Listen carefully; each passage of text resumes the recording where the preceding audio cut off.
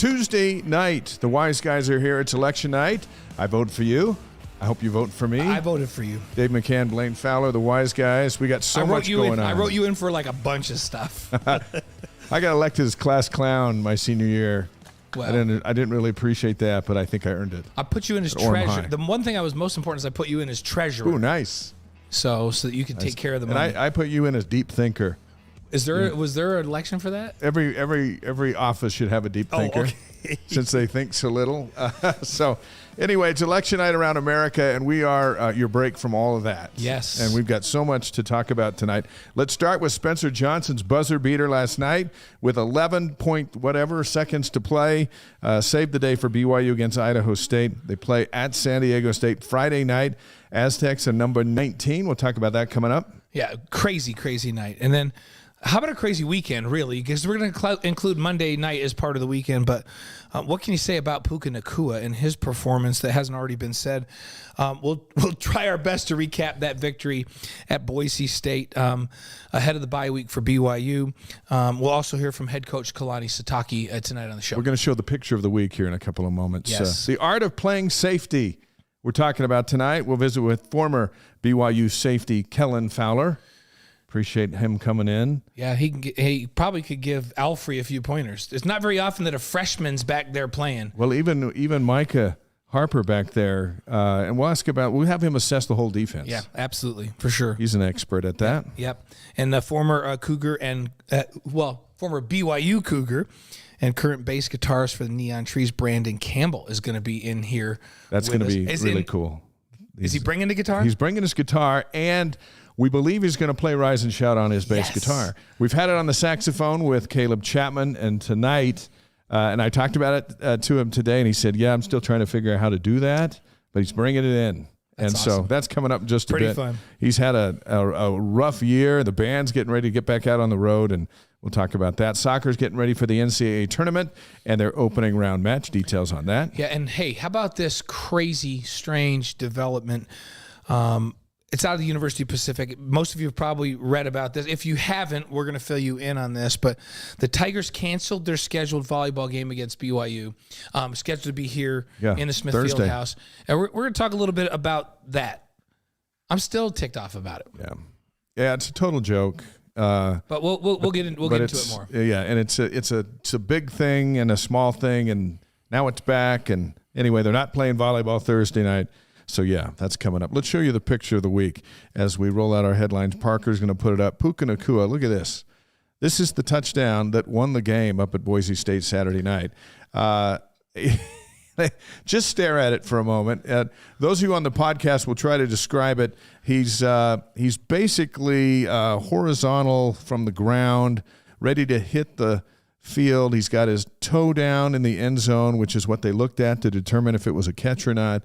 And this catch right here, Puka's catch saved the season, maybe put him in the NFL, and restored some hope to the entire football program with that win. Yeah, Puka had 14 receptions, 157 yards, and 2 touchdowns, and they were both pretty spectacular. Yeah. The first one was right on the same sideline right there, right on that same part of the end zone. He got 2 feet in, backing out. This one was more spectacular because of what was on the line at the end of the game. And it was 4th and 6 from the 6. And I thought he may have gotten in, but I didn't know. We got to hand it to the officials for getting the call right on the field. They ruled that it was a touchdown. And then it wasn't until after the game when this still photo came out. What a magnificent photo. But when the still photo came out where he went, oh, okay. All you got to do is just little tiny tap of that right toe, which clearly here he has. And so the officials got it right. We were surprised because they got a lot wrong during the game, but they got that one right. In real time, they got this one right, and then they went to the cameras, and they didn't confirm it on video, but they just said the call stands. And I'm a little bit worried that had they not called that a touchdown, they would not have been able to overrule that. Yeah. And that would have been a travesty because this still would have come out later and everybody would have been complaining that they cost him like 3 different times. We would have been talking about something else. Exactly. How about Jaron Hall, 29 of 42. He threw 2 picks, but 377 yards, career high, 3 touchdowns. He rushed 12 for 82, which was the leading rusher on the team, and a touchdown. he appears to be healthy. He appears to be back. Yeah, we on AFR, and for those of you that just watched AFR, the last hour, thanks for doing that and then coming and joining us here. But you saw some throws from the right hash all the way to the left sideline on a rope. Clearly, he was not 100% healthy in past weeks. Even though they're not using any excuses and everybody says he was fine, those throws weren't coming out like that 2 or 3 weeks ago. And he was clearly back healthy again. He was running like he felt healthy. And when he's running the football, that makes a huge difference for BYU. They're not, you can't defend him when he's involved in the run game like that. When he's throwing it as accurate and with as much velocity as he was, and he's running around. How about that quarterback draw early where he just took off and went 49 yards? It was a beautiful thing. So, yeah, he's back. He's healthy. Wish he was 100% healthy for Notre Dame and Arkansas. for some of these others. It's a shame that he wasn't, because when he's 100%, he is really, really gifted. Hinckley Rapati. Who? Hinckley Rapati, fifth-string running back. Keep saying that because I think we're going to see a lot of Hinckley 110 Rapati. total yards and a big touchdown in the fourth quarter. And he looked like a running back. He just wasn't one of the guys. He got the ball and was like, well, where has he been? Yeah, and he is built like a lot of the guys in the NFL, where he's low to the ground, low pad level. Running backs aren't typically tall guys because you don't want a lot of surface for them to be hit. You want their pad level to be really low. He's 5'9" and at least 215 pounds, maybe a little bit more. And fast. And really put together. Like his arms make mine look like twigs. And he's got great quickness, and he's got I don't know if I'd go with twigs, but I get your point. But he's a big dude, and he's able to change direction. He was just a ray of sunlight in this game on Saturday, and 110 total yards. I think we're going to see a lot of him. The knock on him going in was, in practice, he just had a penchant for turning the ball over. Yeah. And putting it, and then remember the first play he played, where he got into a game a couple weeks ago, he fumbled the ball. Against the coaches Notre Dame. all went, dang it, that's exactly what we were worried about. But guess what? He touched the ball a bunch of times in this game, and he did not turn it over. Didn't. So just keep giving him the ball. That's what I say. We're going to see him some more. One interesting stat, yards after the catch for BYU's receivers and Rapati, 209 yards. Yeah, so that's big. And keep in mind that Boise State's were around 80. So Boise State caught the ball. BYU's defense rallied, and they tackled the players where they caught the ball. For BYU, Jaron get the ball out, get it out on time to playmakers in space. They would make people miss and get big plays. That's a lot of yards after catch. Yeah. How about the sack stat? BYU's 5-0 when they get a sack. They're 0-5 when they don't. They got one sack on Saturday, and they got to win. They got to win. And you and I talked about typically when you get a sack or two in a game, that also translates to you've had better pressure in that game all around. And we talked about this on AFR today as well. And by the way, you can go back and watch that anytime you want if you didn't watch it last hour. It's great family viewing. Yeah, you can stream it and watch it Saturday morning live if you want on BYU TV. But there's a lot better pressure on the quarterback. So they got the sack, but they also consistently got pressure on the young quarterback Green. So now it's a bye week, but the Utah Tech game, which we laughed at for some time, now all of a sudden that's a game where BYU can go in there. We've always expected them to win, and of course it's still possible something crazy could happen. But now they go in there with a motive of get bowl eligible with a win, and it's on BYU TV, so that's a win for everybody. Yeah, and it's senior day, and you want to send everybody out on a positive, and you want everybody to get a chance to play. I think BYU is going to come out really motivated. They're going to get bowl eligible. They're already now a favorite when you look at all 2 weeks down or 3 weeks down the line at Stanford. They're favored, and the ESPN Power Ratings has them winning that game. And everything, if they lost to Boise, I bet everybody would have them winning the Utah Tech game, but not winning the Stanford game, and they wouldn't be bowl eligible. But I think bowl eligibility comes against Utah Tech, and then I think they're very likely to go in on a roll and take care of Stanford on the road to end it Thanksgiving weekend. Little zip in their step. Parker, will you put up that graphic? Speaking of Utah Tech, again, it's Saturday on the 19th at 3:30 Eastern Time, which means that was there we go. We'll talk about it after further review in just a bit. So here's the guys. So game day's at 1:30 Eastern. That's 11:30 Mountain from Cougar Canyon. We'll be out there. And then midway through, you and I will go up to the booth because the game's on BYU TV. We'll call that one and then have the live post-game show. Then you and I have a basketball game later that night, but we'll get to that as we get closer. But that's a super day on BYU TV. It's going to be phenomenal. We have a doubleheader, football and basketball. Whenever I see this graphic, I don't know why you're cooking the football, and what is that seasoning that you have in your hand that you've been putting on the football? That's always a little confusing. That's special. That's a special salt that goes with leather. Okay. And who am I pointing at and why am I yelling? That's my other question. I don't know. You know what's not typical is, what is typical is there's David Nixon and Brian Logan sitting down doing nothing. Yep, that's normal. That's our show right there. But we're looking forward to that super day at LaVell Edwards Stadium. So here's the big question, and Kellen Fowler is going to join us here in a couple minutes. Utah Tech, is that the last game at home for Puka Nacua and Jaron Hall? They're both technically juniors. They could come back for another year and play in the Big 12, or they could go take their shot at the NFL. What do you think? Are we going to see them beyond? 3 weeks ago, I would have said, no, they're coming back. Neither of them are healthy. They've got to have a healthy season. Now I just watched last Saturday's game, and I'm going, okay, they're obviously both 100% healthy. Yeah. And I feel like if they go out on a roll, so if they have a great first half against Utah Tech and then sit down, and then they both play extremely well against Stanford and then have a fine bowl game, then I think they certainly could go out.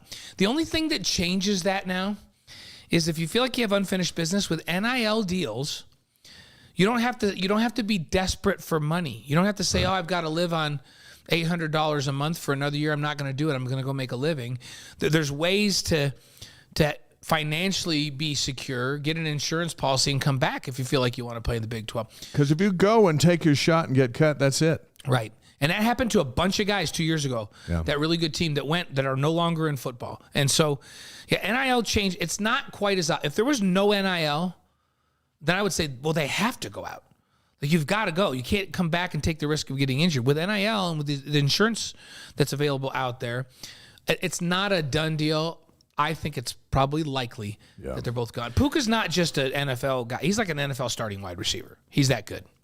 And Jaron's, the way he threw the ball again Saturday and looks like he did, he's a bona fide NFL quarterback. It's just a shame that they weren't healthy for Notre Dame. I know. Because Notre Dame's, although they look great against Clemson, they're not that great. And they couldn't stop BYU's passing attack when Hall got into rhythm.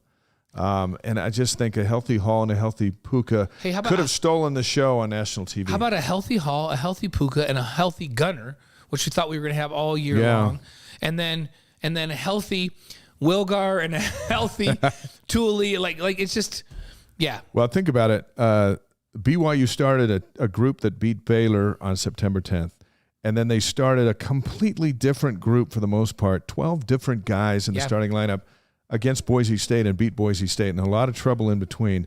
But that's what they've had to get Seven through. Different guys on defense. Yeah. Entire different secondary. Seven different guys. Who does on that? Defense. Why does that happen to BYU? Not because they wanted to, by the way. Not because they wanted to. So that's what they've been dealing with. And I wrote an article in the Deseret News yesterday, which I did read. It was about very good. Chef Kalani. Yes, he cooked up a victory with completely different ingredients than Baylor.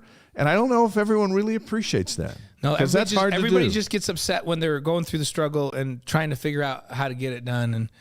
And then when they win, everybody just forgives it all and says it's all great. Yeah, winning is awesome. All right, a couple of basketball notes before we visit with Kellen. I hope you saw the season opener last night against Idaho State. For the first hour and 40 minutes, it was like, are you kidding me right now? What is going on? Yeah. And then at one point, I think it was almost halftime. It was like 14-13. No one could hit a shot. Then all of a sudden, Idaho State's up by 8 down the stretch. And then BYU comes alive. And Spencer Johnson, who's the story of that game, after 62 games coming off the bench, he makes his first career start. Didn't play great until the end when he was great and hit the game-winning shot. So, and what we found out after the fact is that they got in the huddle and Mark Pope started to sit down to drop a play, and Spencer Johnson said out loud, "I will make the shot." And Mark Pope looked up to him and said, All right, then. That's what we're going to do. And they drew up a play. He went Jimmy Chitwood on the whole situation? He went Jimmy Chitwood. I'll make the shot. Because Spencer, evidently, he was thinking in his head, we're not shooting great threes, but I haven't attempted one in this game. And I'll knock down a three. He said to us afterward, I've really worked on that three-point shot, and I knew it was going in. So he said in the huddle, I'll take the shot. And Mark said, you know what?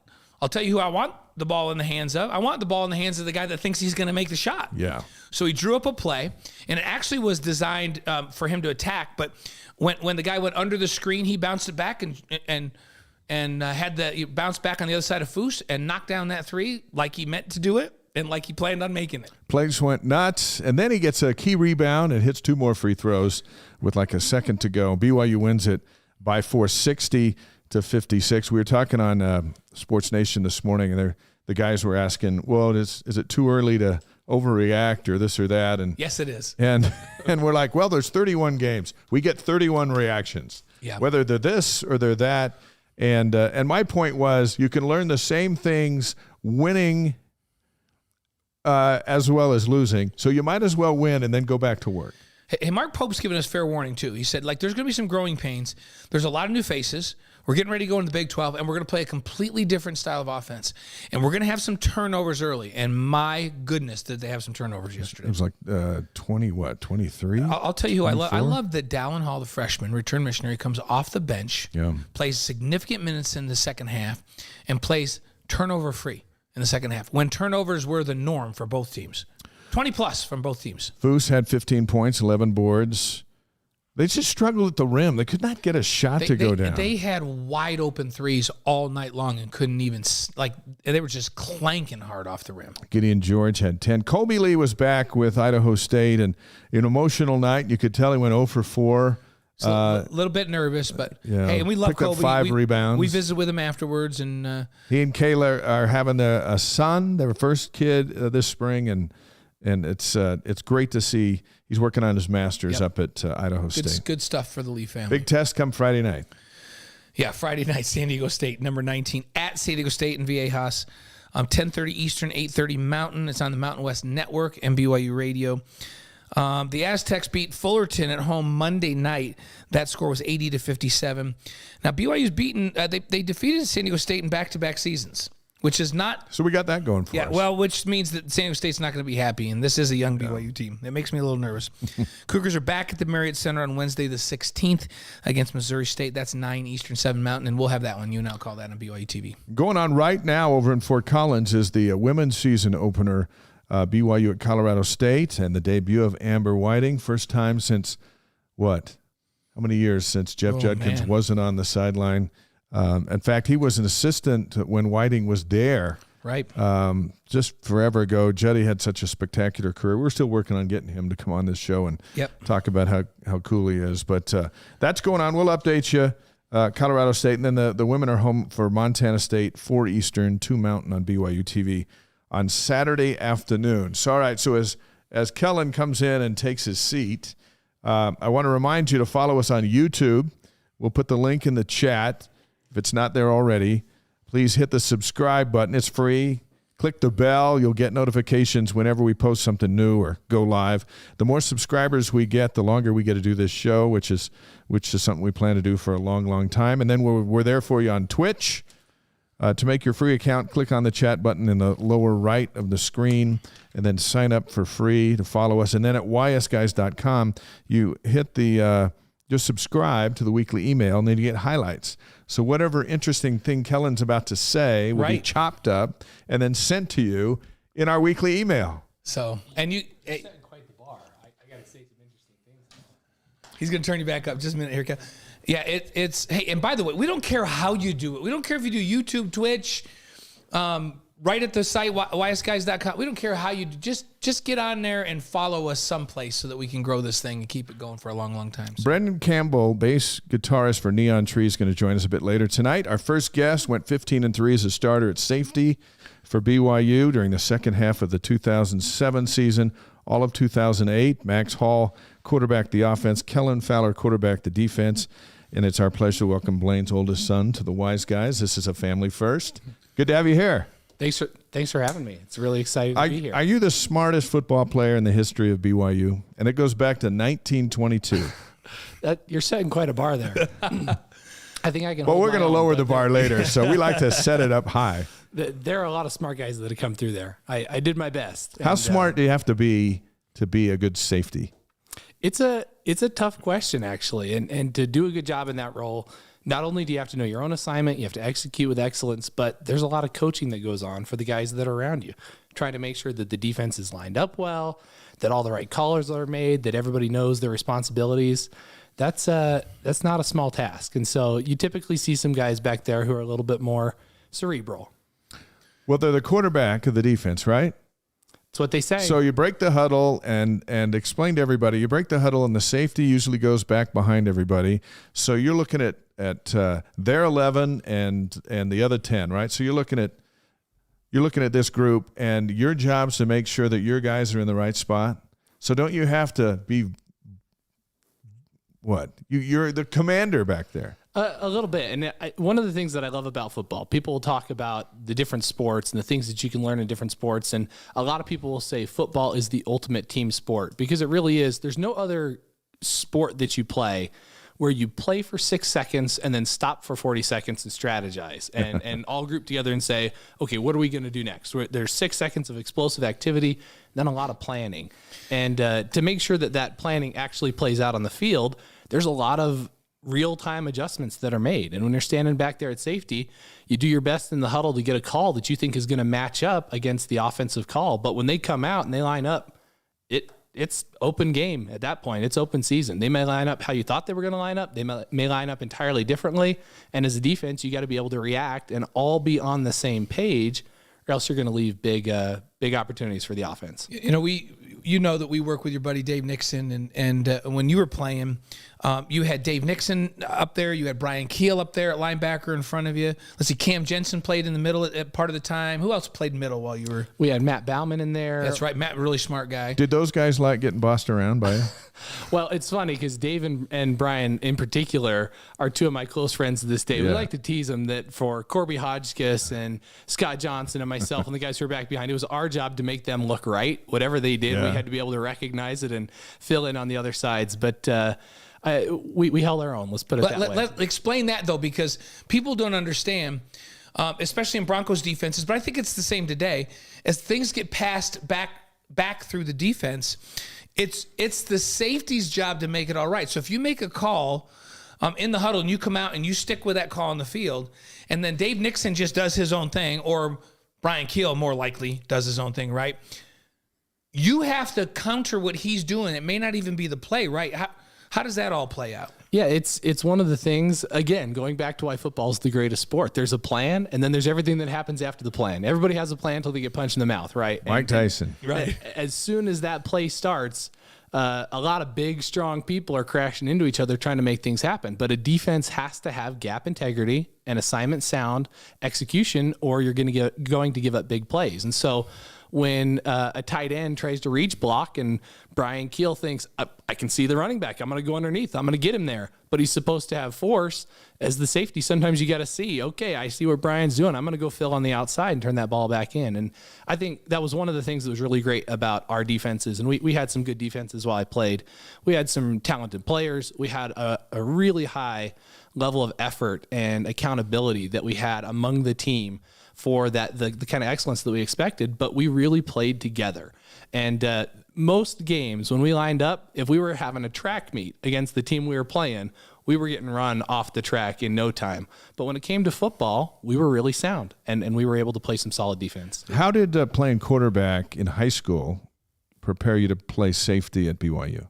Yeah, I think there's a lot of similarities there. Like you said, trying to quarterback the defense, being able to think through things and understand what you're seeing and make adjustments that would help the team succeed, and then being vocal. I think that's people underestimate sometimes how hard it is to get everybody on the same page, and there's a lot of hand signals out there, but a lot of the time you're just yelling at people. You're trying to make sure that everybody knows what's going on and that everybody's on the same page. And so there was definitely a fair amount of that in our defenses. And under Broncos scheme, there's a lot of responsibility that's put on the safeties to make sure that everybody's lined up. And that was a responsibility that I think myself, Scott Johnson, Andrew Rich, Corby Hodgkiss, Quinn Gooch before me, that was a responsibility that we all took very seriously. These guys, the teams that Kellen, where he was starting in the back end, the bowl games, they played in back-to-back Las Vegas Bowls. One year they play a UCLA, and they get a last-second block field goal to win that one. Then the next year they play Arizona, and Kellen sets a Las Vegas Bowl record for tackles in the Arizona game.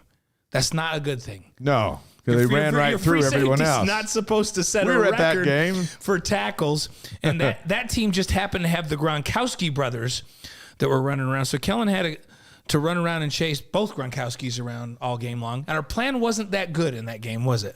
Yeah, it was just one of those ones. I think it's a good example of what happens when you have gaps in your assignment soundness as a defense. And there were some things that they did scheme-wise where they were running the fullback Gronkowski through the middle of the defense, and for us, we had some people who weren't picking up on their assignments, and so there were several times where I was looking around saying, "Oh my gosh, these look like twins, and they're both open. I don't know what I'm supposed to do here."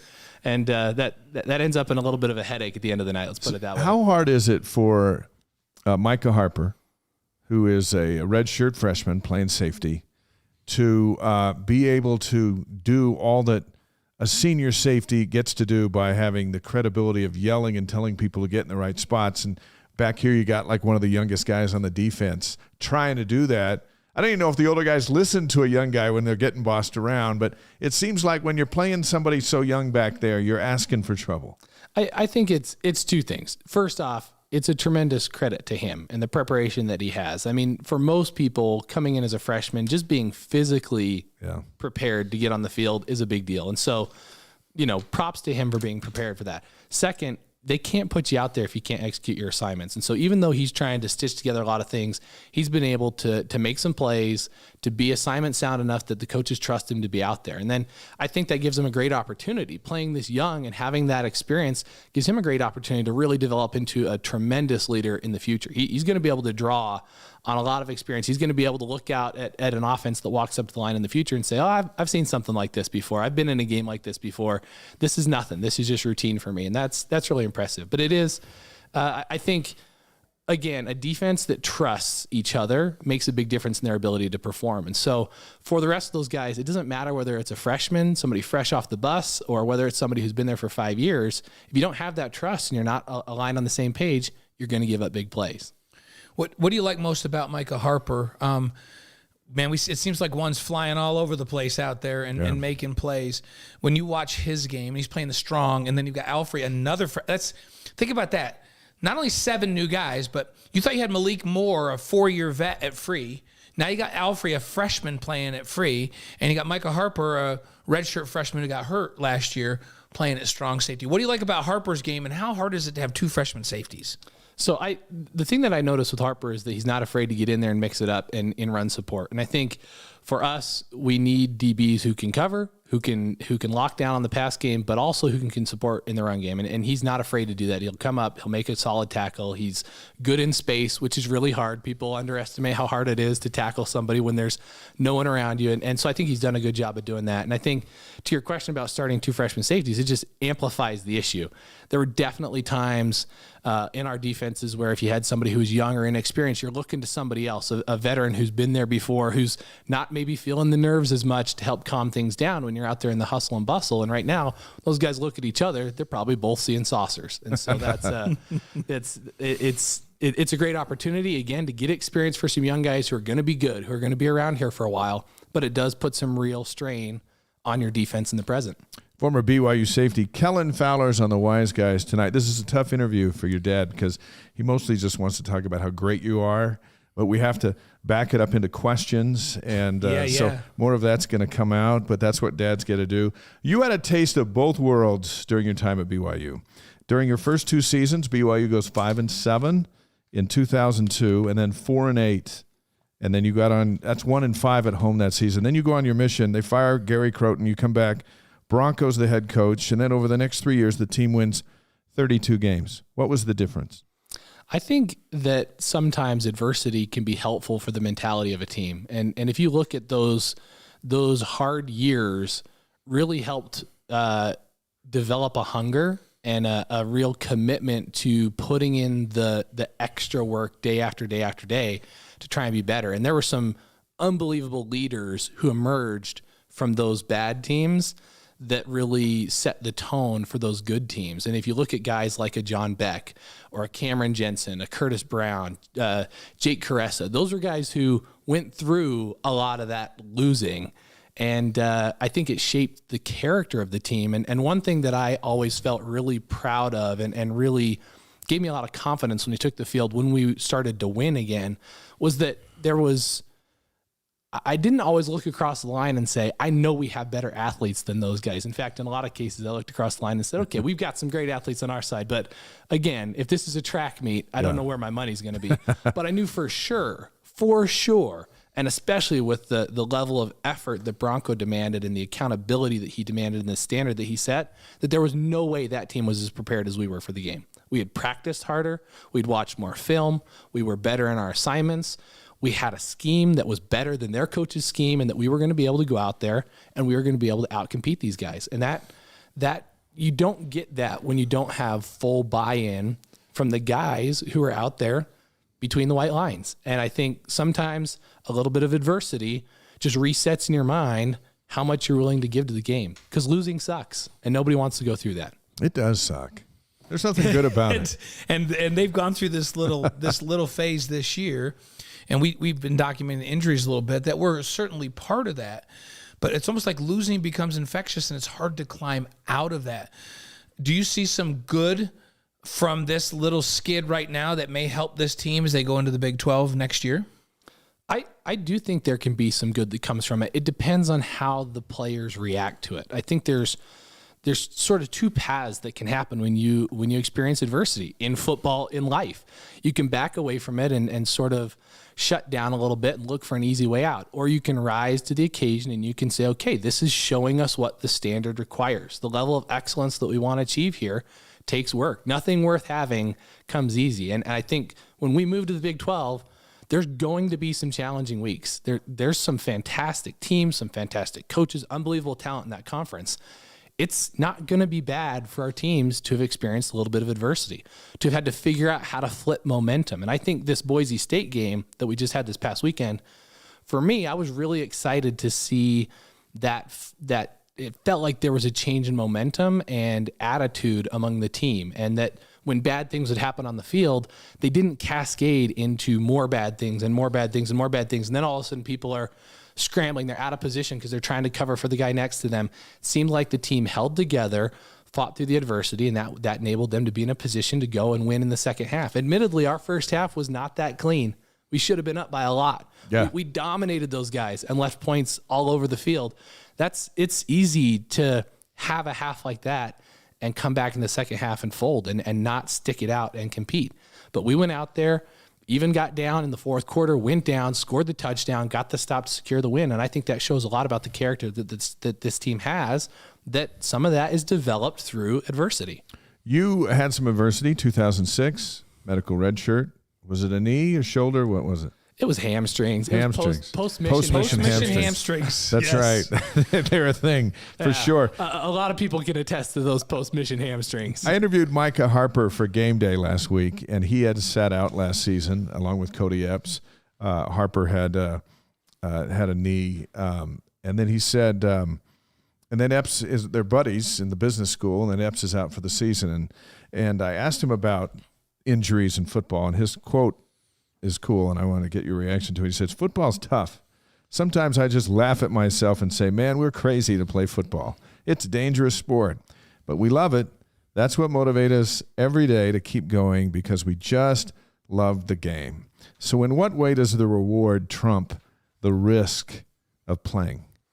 It's that's a really interesting question, and we could probably go really deep on that one, but I don't know. There's something about dedicating so much time and energy to try and be excellent in something with people who ultimately become your best friends that is really hard to replicate. And the years that I spent playing football at BYU are some of the best years in my life. Those guys that I played with, that I played next to, that we went through that adversity, that we won games together, those are still my best friends. And I've done a lot of other things since football, have never found a way to replicate that kind of brotherhood that you develop and the high that comes from running out on the field in front of 65,000 people with the fireworks going off and a chance to go out and give an accounting of the preparation that you've put in, because the prep for football is hard. Yeah. Like we said, it's a game that you play once a week. So your practice to game ratio is actually really high, index towards practice in football. And it's really rewarding to work so hard for something and then have an opportunity to see it come through. And, for me, my grandma Fowler, who I love so much and passed away a little over a year ago, she used to always ask me from the time I was a kid, are you sure you don't just want to play golf? She would say that to all of our kids, by the way. She's a Grandma wise Fowler. woman. Yeah. And she's a huge football fan, Yeah. by the way, but she would say that to all the boys, right? It was a little tongue in cheek, but I'm not sure that it entirely was. I think she recognized the risks that come from playing football, but she said it tongue in cheek because she knew how much we love the game. I feel like a lot of the things that I've done in life post football and a lot of the places where I've been able to have successes are based on lessons that I learned in the game, in being someone who worked hard, someone who probably didn't have everything come easy as a walk-on, who was able to earn my way into a scholarship and to starting on the field, and just learning that tenacity and the grit and the standard that's required, the standard of excellence that's required to get out there and play at that level. Those things have served me well and will continue to serve me well in other things that I do. And so there's real value in athletics and in sports and in football in particular. We talk about, and we still call them student athletes today. I mean, NIL deal changes the way it feels a little bit. Student business guys. athletes, right? So professional student athletes now. But and this is where Dad gets to brag a little bit. So, and you mentioned Dave Kellen's one of the most decorated academic athletes, first-team academic All-American, NCAA postgraduate scholarship award winner. There's not very many of those. Finalist for the Drady Trophy for the top academic athlete in the country, and then BYU's only Mountain West Conference Student Athlete of the Year across all sports. I was amazed that you're so much like us. I had no idea. Exactly. So to be fair, only male Mountain West Conference student athlete. Right, that's true, because there was a female BYU who's a good friend of mine, so I have to give her props. Yeah. That was Lindsay Steele and now Lindsay That's Metcalf. right. Right. So Kellen and Lindsay, all the years BYU's in the Mountain West Conference, we only have one female and one male get that award, which I'm a little disappointed in, actually. But so that gives you credibility when you ask this question. How can these guys do this?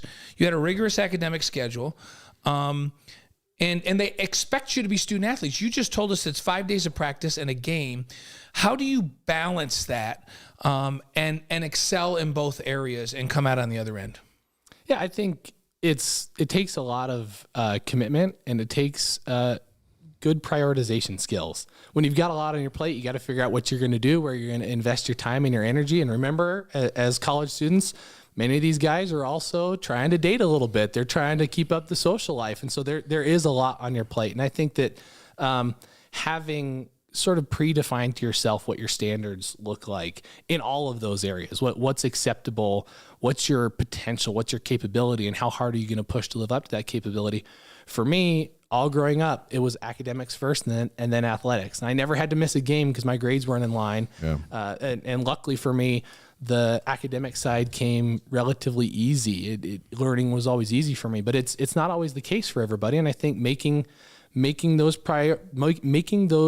priorities and holding yourself accountable to the standard is something that takes a lot of work. And it's doable, but it's busy. I mean, there are not very many people. When I got to law school, I went to law school after I graduated from BYU, and people talked about, wow, law school is so hard. I spend so much time studying. Virginia Law School. Yeah, went out to the University of Virginia, where Bronco ended up coaching, not while I was there, but a beautiful university, tough law school, highly rated, very competitive. I think very competitive to get in, actually has an awesome collegial atmosphere once you're there. But for me, it was like, wow, this is amazing. I have so much free time here in law school, because I've never had this ability to do some of the things that I'm doing now, because the schedule with football and school and trying to keep those things on track was just really, really busy. And so it was the only life I knew. It's the only life that most of these student athletes know. And it's a real kudos to all of us, to all of them, for keeping up on all that they have to keep up with. Kellen Fowler was second on the team with 88 tackles during BYU's 10-3 season in 2008. Also second on the team with a 35.5-inch vertical leap. He's our guest on the Wise Guys. Who was first? Who was first? Yeah, With the highest who jumped higher? Bryce Mawika. Oh, that's Bryce right. Mawika? Bryce. And I think he was 38.5. So Wow. he was first by a ways. But the silver medal stand is fine, especially if the gold medal guy's like seconds. Yeah, why'd you seconds ask ahead. me who was first, Dave? Come on. I researched it and I thought, what everyone's going to want to know? Oh yeah, And that's who one of jumped his higher best than buddies that? too, Bryce. Yeah. But Kellen's like how much taller than Bryce? A couple inches taller than Bryce and longer arms. So Yeah. So I think Kellen could probably dunk it better than Bryce back in the day. So Bryce is not that tall, but you got to give him props because he could throw it down. a couple he more could. minutes with Kellen. You growing up, you wanted to play quarterback, and you wanted to play at BYU, throw passes like your dad. Air Force wanted you to play quarterback because you ran that thing up at Davis High School that everyone had trouble with the option, which is what Air Force does. And so then you have to decide: do I really want to be a quarterback, or do I want to come to BYU? What made you decide to give up the offensive side of the ball? There was a lot that went into that decision. And admittedly, it's fun for me to be here on a show with my dad. Part of the reason why I wanted to be a quarterback at BYU is because my dad was always my Right, hero. sure. So I wanted to go do what he did. And Air Force was pretty compelling in their pitch. When I went on my visit to the Air Force Academy, my recruiting visit, they showed my name up on the scoreboard there, but they made sure to tell me, you're going to be able to throw touchdown passes in Cougar Stadium if you come here. Coach Peterson, that was a good pitch. The 3 times they were going to throw all year, they were going to throw in I was pro. probably going to run a lot more touchdowns, but that I was going to have a chance to do that. And that there was a real draw to that. And I think that, as someone who's fairly patriotic, there was also a draw to the military academy and the line of service that would be in and being able to give back to my country. But at the end of the day, I just had to really level with myself on what am I looking for? Where do I think I'm going to have the best opportunity to have the entire experience that I want? And I felt like BYU was going to give me that in a few ways. Not that I couldn't get in the Air Force Academy, but that were going to come easier for me at BYU. And I think the fact that I met my wife there, made lifelong friends there that I'm still in touch with, like I'm really happy with the way things turned out. I can imagine an alternate universe where I went to the Air Force Academy and tried to fly planes or went into the medical field or something like that. It worked out for Tom Cruise, Yes, it did. It worked out for him. Yeah, and how old is he now? And he's still like, I still wouldn't got want to it. have my shirt off next to that guy. He's still- So, he's clearly doing something right. But yeah, at the end of the day, I just tried to step back from football because admittedly, the pitch from the Air Force Academy was pretty strong. And they recruited me a lot harder than BYU did. BYU, I came as a walk-on. I was, preferred walk-on, so on the squad. But there was some work to be done to really achieve what I was looking for at BYU. But ultimately, I think in my heart of hearts, that's what I had always wanted. That's what I dreamed about since I was a little kid. I wore the little, Hutch BYU football outfit for Halloween year after year after I can't believe he remembers the brand as Hutch.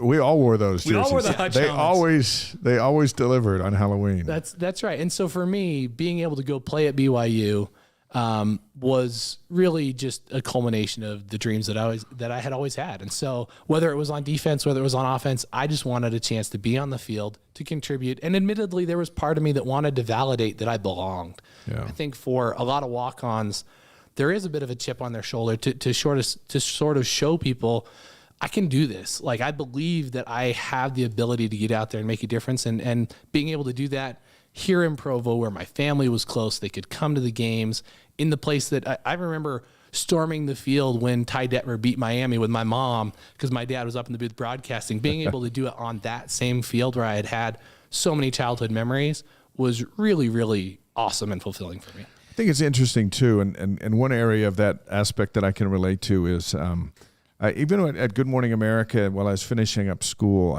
I noticed there was a power to be a BYU graduate, and I always wanted to be it because it always got there before I did. Whether I was going to go interview somebody or whatever, before I got there, they already knew I was a BYU guy. They'd never met me, but they already had a positive stereotype of how I was probably going to be. And I've noticed that through my whole career. BYU gets there just before you do.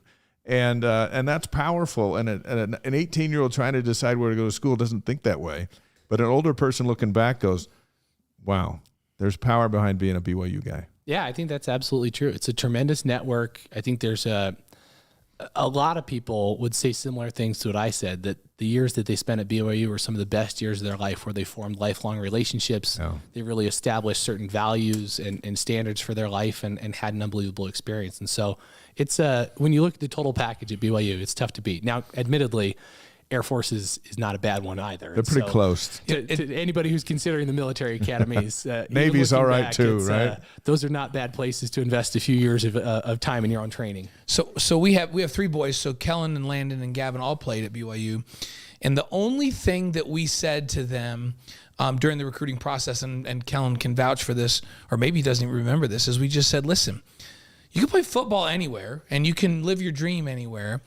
And so you need to make this decision based on not what's on the football field, because on day one, you could blow your knee out and not play. So you need to make a decision on what school you go to based on where you're the most comfortable if you weren't playing football. That's the only advice we gave our boys. They all ended up at BYU, and so did our 2 daughters. So we got 5 kids, 5 graduates from BYU. But that's something to consider. If you're a parent of a recruit out there, you can get to the big time from wherever. If you're a great player, you're going to get there from San Diego State. You're going to get there from BYU. You're going to get there from Ohio State. They'll find you, and you have a chance to flourish. So you really ought to make that decision based on where am I going to be the most comfortable and where am I going to get the most out of it if I wasn't playing my sport. And if you ask that question, BYU is the answer to a lot of people. All right, here's a question. I want you to be honest. I'm pretty sure you've been honest this whole time, but this is an extra honest response. Oh, no. This seems like a scary setup. Who put more pressure on you to succeed at football? Your dad, your mom, Brenda, or your late grandmother, Barbara? That's Not just go have fun, to be careful with it. I'm talking about, hey, you got our name on your jersey. Don't disappoint us. Luckily, I can honestly say I don't know that I ever felt that pressure. I think the person who wasn't on that list was myself. Yeah. And I feel like the pressure that I put on myself. I didn't put your grandfather anyway. I just gave him a free pass. Yeah, and he would have taken that too. He was supportive. And I think that's the interesting thing. My wife is really funny about this, because people ask me. I have 4 kids, 3 girls, 9, 6, and 4, and then a little boy who's 1. So for a while, I never had to answer the question of, well, are you going to let your boy play football? Now I get that question, and my wife is kind of funny. She's like, he's not going to let them. Of course Tanner's going to play football. Like, he has to in this family. And I always tell her, like, no, you don't understand. That wasn't the way that it was in our household. Yeah. Now, granted, we were exposed to a lot of football. And it turned out everyone did play football. they all played. Everyone did play, but there was never a lot of pressure to do it. I think for us, it was more pressure to find something that you love and invest everything that you have in excellence in whatever that is. That could be music, that could be sports. And for us boys, it happened to be football. For my sisters, it was different things. But the pressure was not to be excellent in football. It was to hold yourself to a standard of excellence in whatever it is that you love and want to put your time and energy into doing. And I really appreciate that I never felt forced into football. And maybe it was all subliminal. Maybe it was all No, we would have been fine. We would have been fine if none of them played. Your cereal bowl was a interesting football that helmet growing up. But only one of them chose football as a career, because Gavin's the only one that's chosen football as a career. Landon's an accountant, and Kellen's he's not. He is an attorney, but now he's running a business. And then, Nicole's being a mom, but she's a world-class marathoner now. Yeah. And then Libby's a world-class performer, Broadway star. And they just chose what they wanted to do. We would have been happy if all of them mixed it all up and didn't choose that. We just wanted them to pursue what they loved, because, hey, there's a lot of ways to make money in this world, right? In a chosen profession. It sure is a lot nicer life if you can go do something that you love. Like, look what you and I get to do. Right. You kidding me with this stuff? Game last night, game Saturday. Dave and I don't tell anybody that we would do this stuff for free. No, because they would take us up on it. They would take us up on it. All right, before your dad hits you up with 5 questions, here's our last question for you tonight. So you're president of Luna Solutions, which focuses on vision care. How did playing safety at BYU all those years ago prepare you to succeed in business?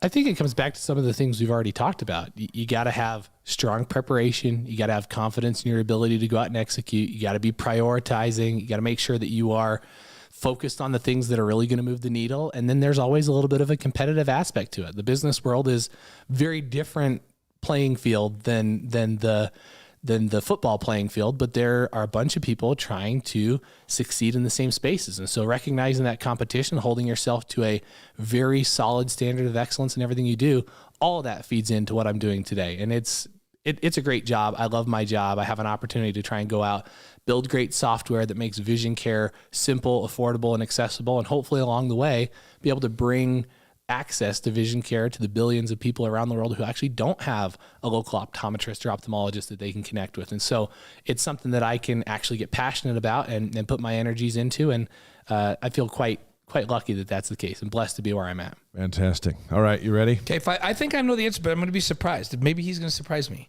We ask everybody 5 questions, Kel. So your favorite sports movie? Remember the Titans. Not surprised. Which me and Gavin actually on Sunday, just this past Sunday, we're getting into a discussion about Remember the Titans versus Rudy. How do you balance those Gavin two? doesn't like Rudy because he thinks it's too fake. And you and I know Rudy. Yeah. Yeah, So we do. I told him he's not fake. So, but Those are both good. I went with Hoosiers back in our first show. Remember the That's Titans tough is one to mine, beat. but Rudy's Football right there. guy. Marie Osmond was Hoosiers too, so Yeah. that's our game. So, okay, favorite band or singer?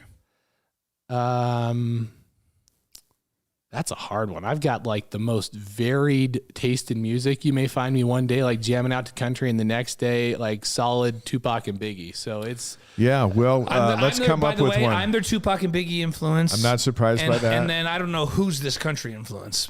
Probably Yeah. Brenda. Right. if I was to pick one, Yeah, that's it. probably got to be.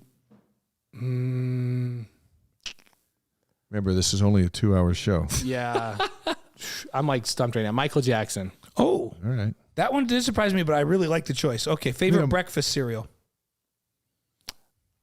The all berries version of Cap'n Crunch. My kids will never choose a non-sugar cereal. I'm telling you that right now. Drives my wife or they're crazy. banned from the family. See, I like Captain Crunch straight. Yeah, he eats regular. I don't know how he doesn't eat the Crunch Berries Yeah, I one. know. But, Yeah. okay, your favorite BYU memory. It doesn't have to be football. It can be football, but any BYU memory. Your favorite one. Favorite BYU memory.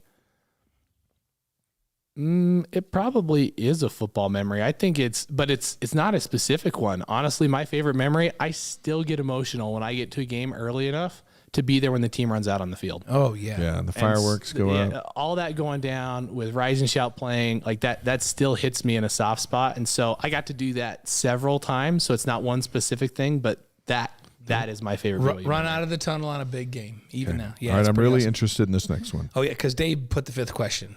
So, favorite advice from your father? Oh, man.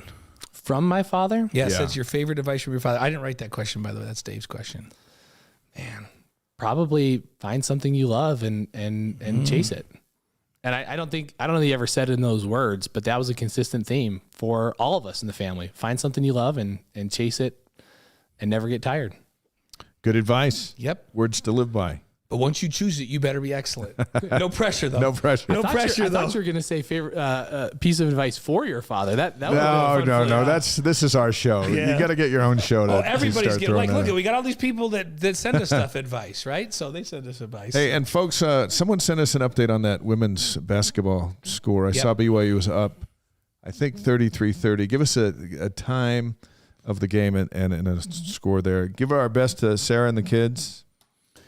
Absolutely. It's yeah, and great I don't to know have if you with people us. can see this. Oh, you can't see it close enough, but that gash in my eye right there, that's from Sunday night.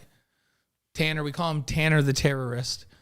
He threw a metal The thing. 1-year-old? Yeah, he threw a metal thing into my eye Sunday night. Does he throw with a right hand or a left hand? I think he throws with both still. Yeah, if you can get him to go left. This was a right-handed good for Little This League. was a right-handed fastball to the orbital bone. You got to be ready. Actually, that's not the orbital bone. This is with him around, you really got to be ready. It's all hands on deck. It's like crazy. The nickname is because we can't keep the guy off of any countertop. If he sees something to climb, he's climbing it, and he's a little bit wild, but that's good. Yep. We want That's what. that. Hey, the heir to the throne. That's what he gets to do. He's very athletic at a very young age. Kellen, thanks for coming in. Yeah, appreciate thank it. Good Thanks having for you here. me. Really appreciate it. You got it. All right, Cal, We'll thanks. cut you loose. Hey, can we put up that after further review, Parker? We'll get up on that. There it is right there. That's our next football game, Saturday, November 19th at 3:30 Eastern, BYU and Utah Tech. That's the game where if BYU wins, they're going to a bowl game. And we expect them to win. We've expected them to win ever since it was announced. A lot of teams play these kind of schools in September. But when you're independent, you don't get to choose, and you need a November game. And so this will be the last kind of game like this, maybe forever as they go to the Big 12. Well, unless you get some freedoms in November from the league. They're going to play in September. BYU is going to play. My guess is to balance out their schedule, they're going to play one FCS team every year, probably. And probably early, though, right? Or a lower level FBS group of 5 team, right? Yeah. Then you're going to play a group of 5 that's decent. And then you're going to probably play one P5 in your preseason, some years and some years not. And when you do it, it's probably going to be a Utah or, hey, next year it's Arkansas, right? Yeah. Yes, it is. It's Arkansas and then 9 straight Big 12 games. Yeah, that's no easy task. So you got to schedule yourself at least 2 wins in those first 3 games every year. And that's why, all these years we're complaining, oh, look what the SEC does in the preseason. Well, guess what? Now that BYU is going to the Big 12, we all get it. You got to schedule a couple wins because the league play is so difficult. Coming up over the next few weeks here on The Wise Guys, David Nixon will be with us next week. DeLewis Porter, BYU grad and former NASA pilot. He's going to take us on some adventures. Ben Cahoon, Tyler Haws. Haws, the all-time leading scorer in BYU history, and Cahoon may be the greatest BYU football player ever to play in the Canadian Football League. When he left the league, he was the all-time leading receiver in Canadian Football League history. And then somebody just recently broke it and has retired, and it's only like how many? It's like 2 receptions or something. Yeah, crazy. he thought about he could unretire, go catch those, and then retire again. You and I were at a lunch with Ben, and we asked him, "Would you ever think about just coming back for one game and having him throw you a couple of hitches?" And he goes, "No." And like it's actually like he thought about it. What is the problem? And then he said, we said, would the team let you do it? And he goes, yeah, they probably would. So of course they would. He sure looks like he's fit enough to do it, doesn't he? Oh, He could probably go back and catch a couple of balls. Brandon Campbell, the bass guitarist for Neon Trees, another BYU man, is going to join us here in just a little bit. Let's take a moment and go over some more of the headlines. It's the NCAA tournament arrives in Provo for soccer on Friday against Utah Valley. That's at 6 o'clock local time over at South Field. It's a rematch. UVU beat them 4-2 on South Field on September 10th. That was going on while BYU was over beating Baylor on the football field. UVU stunned the Cougars. But BYU turned things around. I saw Coach Jen Rockwood earlier today when she was coming on BYU Sports Nation. I was just coming off and had a chance to congratulate her. In fact, David Christensen sent us a note this week, and his comment was, Jen Rockwood's achieved success, which I believe still should be recognized. Attended the BYU Santa Clara match last week. Consider her for further recognition. We're giving it to her right now. She's been on the show, as you know, and she's got an 11-match unbeaten streak heading into the tournament. Well, and here's the thing. There's so many. Remember, that team last year played in the national championship game and were like this close to winning the national championship last year, and they lost some phenomenal talent. But they brought a bunch back. And it's a little bit like Mark Pope's basketball team. At the beginning of the season, you can tell that there's talent, but they've got to meld together. And that UVU match was when they were trying to figure out roles. Who's going to be the dominant player? Who's going to do this? Who's going to do that? Well, of course, Jen Rockwood, who's one of the greatest coaches in college soccer, has got this thing figured out now. Yeah. They're on a roll. I hate that they have this tie thing in soccer now. It drives me nuts. I asked her if she thought it was going to stick around for another year or two. She doesn't like it either, does she? No, and she's thinking that maybe they'll take another look at it. Probably going to be in. Seems like these rules stay in for a couple years, and then they stay in until one of the blue bloods gets kept out, and they go, "Hey, we should change that rule." Yeah, definitely got to change that. Well, but they've been to the show 22 times since Rockwood's been head coach. 5 Sweet 16s, and last year, of course, they made it to the national championship game. It was in penalty kicks they lost, but I'd rather do penalty kicks than. Yeah. And of course, in the NCAA tournament, they do have they have overtime and penalty kicks. They don't just leave it as a tie like they do in the regular season. So I feel like BYU's on a roll. They're playing tremendous defense, and they they've got a chance to make some noise in this tournament, just like they always do. Probably be, I think we're getting weather for most of the week, so maybe it'll be rainy and snowy. We're getting weather right now. Snow tonight. Friday night I saw like Southfield. 30 inches at Alta over the next couple of days. That's good. That'll keep the golf course green. Yep, that's in all the we spring. care about. So Women's volleyball's back at the Smith Fieldhouse on Saturday against St. Mary's at 3 Eastern, 1 Mountain on BYU TV. They were going to play on Thursday against Pacific. We're going to get into this now, right? And now they're not. Okay. So they're supposed to host Pacific on Thursday. The Tigers decided to forfeit the match because of their concerns from some of their players about these unfounded allegations made by the Duke player that she was racially harassed at BYU back in August. So this is the rationale. Our players don't feel comfortable, and they're basing it on a story that's basically been debunked 2 months ago. There's nothing to support that story, right? Now, BYU hasn't come out and been they haven't said, hey, the story's made up, because they don't know what she thought she heard, right? They just said, we investigated. They're not saying she's lying. What they're saying is, hey, maybe she thought she heard that, but we have exhausted everything we could, including audio and video. No and witnesses. People all around, including the Duke teammates and coaches. Yeah. And they could not verify that this happened. So then we thought it was over. Yeah, we thought it was over. Better and over. And then all of a sudden, Pacific, out of the blue, this week says, we're not coming on Thursday because we're concerned about that. And then what makes it even more concerning is that they didn't even contact BYU about these concerns to say, hey, we're a little concerned about this. Let's talk about it. Here's what this, here's what that. Nothing. They just sent an email or more or less said, yeah, we're not coming. Here's why. And So they're basing this, they're basically throwing this out there, basing it on something that has zero evidence to support it. And by the way, didn't Pacific, like other Pacific teams have come in here and played, and they're going to be coming in here and playing? yeah, we think. Yeah, it's just crazy. So the forfeit gives BYU a win. Yeah. So BYU moved to 19-5 and 12-2 in the WCC. Pacific, they were 13-13, right, coming into this. Yeah. They weren't going anywhere, and it just smells funny. It just doesn't. It's just wrong. And we have to be careful what we say because we have thoughts about it. But we're disappointed. We're disappointed how Pacific decided to do this without ever reaching out to BYU. That's the biggest to resolve their concerns. If you really have concerns, why do you not reach out to BYU and say, "Hey, listen, what's up? What's going on with this? We have some concerns. Some of our players have said that they were concerned about it, and have a discussion with BYU. Heck, BYU would have moved the match to someplace else, but they didn't do that. That's the biggest burr in my bonnet about this whole thing is they just canceled. And really didn't have a discussion. We'll see how often that pops up. Which doesn't solve problems. No, and based on an allegation that is completely unfounded. So. BYU men's and women's cross country teams compete on Friday at the NCAA Mountain Regional in Albuquerque, New Mexico. The NCAA championships follow on the 19th. That's a big day. We got our doubleheader, and they're running. They're running to defend individual national championships. Now they're going for the team titles, too. BYU's ranked number 2 in the country for the men, and the women are number 5. And, hey, and anybody, like, the women and the men could win national championships. They're good enough that if they have a great day, it's a good day, some of their depth shows up and they do well.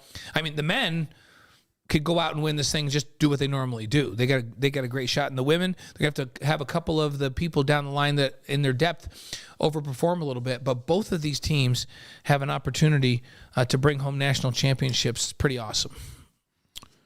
How about Gonzaga to the Big 12? Yeah, wow. Since our last show, a report surfaced that they've been talking to the league about joining the conference.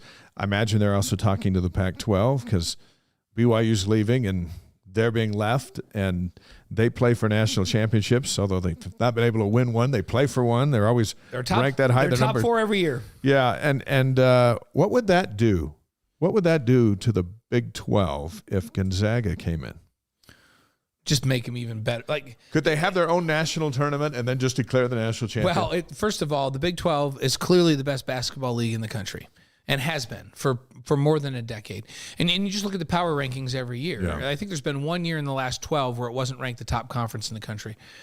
That's not going to change with Texas, because it's not Texas and Oklahoma that we're bringing them that, right? And now you're going to bring in Houston, who's been They're number 3, I think, right now. Perennial top 10 team. BYU, who's been ranked over most of the last several years. Cincinnati, who's been very good, and Central Florida, who's kind of an up-and-coming program. Those teams aren't going to dilute it any. If anything, this league's going to be better. Now you throw Gonzaga in there? Does BYU want Gonzaga in there? No. I don't think so. I do. I think it'd be fun to play them, but I don't know if we want to play them twice and play Baylor and play Oklahoma State and play Kansas and Kansas State and Houston and go down the list. That's we might have legal people step in and say this league has to stop. It's not fair. It's crazy. I actually don't know the BYU wants another team with that level in that league. It's already just crazy to think about what league play is going to be like. Yeah. But I think that would be another feather in the cap for the conference to get Gonzaga in basketball. And then in a roundabout way, does that affect football? If Gonzaga's looking at the Pac-12 and the Big 12 and they go, we're going to go to the Big 12, better league and more stable. Because who knows what's going to happen with the Pac-12 in the future. Yeah. Does that send a message to some of these football programs about, hey, you know what? As UCLA and USC are leaving, and maybe the Big Ten down the road here plucks another team or two out of that league, how about some of these teams like Utah and Arizona State and Arizona, Colorado maybe come the direction of the Big 12? And there were also some reports that San Diego State was being courted as a Pac-12 addition, and that there was going to be some type of an announcement, and then they backed off of that the next day and corrected that, saying, no, nothing's going to happen until the television rights deal is done. You got to figure out who's going to make what money before you can start bringing guys in. Big 12's already got their deal done, which is to their advantage. Right. I think if Gonzaga comes in, you get an odd number, but in basketball, that's okay. It doesn't mess the football. Yeah, the football, you want to have even and a plan because you're sending as many teams as you can possibly send into playoff contention, especially when it expands to 12. Right. Yeah, no, basketball. Gonzaga as a basketball only. It makes sense to me. Yeah, that's brutal. Makes sense to me. Jimmer Fredette hit the game-winning shot on Sunday to give Team USA the gold medal in the FIBA 3-on-3 AmeriCup in Miami. 3-on-3 basketball, you may remember, made its Olympic debut in the Tokyo Games. Could Jimmer lead Team USA to the gold in Paris in 24? Absolutely. He's like the perfect 3-on-3 guy. There's plenty of space on the floor. You can't guard him in a 3-on-3. No, he's just going to keep draining. I think on 3-on-3, don't they keep score? It's not 2s and 3s, it's 1s and 2s, right? And so I think in that game, he's just knocking down shots. And do they count as 2 when they're from on the arc? I don't know how that works. It's almost like they're worth double when you're shooting them from out there. I don't know how that works. Hey, anybody that's following us that knows how they score in these FIBA 3-on-3, hit us up. Do you get 1 for a shot inside the 3-point line and 2 for 1, or is it actually a 2s and 3s? Seems like they played at 21 and they do it like, I know that when we just play street ball back home in New York, that's how we kept score. Yeah. It's like it's 1 point for inside, and it's 2 points for when you make it outside the 3-point line. So it really values deep shooting. And of course, Jimmer is as good as there is in the country. Do you remember when Jimmer did the Timmy Schloss appearance as or Slick Nick? He called himself Slick Nick. Yeah. When they put him in a fat suit and gave him all kinds of makeup and and he went to walk on tryouts for BYU. At the end of that, how do you make all those threes with that? I don't even know. With the stuff around it to make it heavy. They did a little 3-point thing, and I think he made like 15 in a row and goes, do I stop or do I just keep going? Nobody in the world can just flat out shoot it better than Jimmer Fredette. I mean, hey, Steph Curry's going to give him a run for his money, but in just pure shooting from deep, he's as good as anybody in the world. The new college football playoff rankings came out just before we went on the air tonight. Here's the top 6. Georgia, Ohio State, Michigan, TCU up to number 4. How about that? Tennessee drops from 1 to 5, and then Oregon is all the way up to 6. Yeah, everybody, when Oregon put up 40-plus on BYU, people were just grabbing me everywhere. They're like, what is wrong with BYU? How they couldn't stop Oregon. Well, guess what? Nobody stopped them. That's the lowest point total Oregon has had this season other than Georgia is BYU. The collateral damage from that game is what really impacted BYU. Major injuries in that game and some of this stuff. Because everybody thought Oregon wasn't good at that point, right? Right. And so everybody was so concerned that, hey, Oregon just got manhandled by Georgia, who everybody manhandles, by the way. Yeah. Or who everybody gets manhandled by. And so they're not that good. And the Pac-12 was down last year, and BYU just let somebody score 40 on them. That's terrible. And now we're looking and going, wait a minute. First of all, the Pac-12 is better than they were last year, significantly better. The bottom's not very good, but the top's really good, right? Yeah. That's the first thing. Second thing is Oregon is lights out on offense. But I agree with you. I think it messed with BYU's mind on what they needed to do. Did they need to make wholesale changes on defense? Was there a major problem? They had some big guys get hurt in that game. It hurt BYU's confidence, that game did. And now we're finding out that team's pretty good. And guess what? Liberty's pretty good too. They are good, and they're in that top 25 now.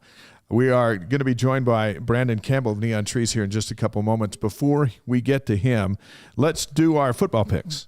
Oh, yeah, that's a great idea. Well, we got I went 2-3 last week. You went 1-4. Neither of us were great. So that was a good thing we stayed out of Vegas. Yeah, that's why we just don't care enough about the NFL. I just pick with my heart on that one. Washington is at Oregon. You're talking about I'm talking about the college picks. Oh, yeah. Okay, here we go. Washington, Oregon this week. What are you going to do? Was I really 1-4? Yeah.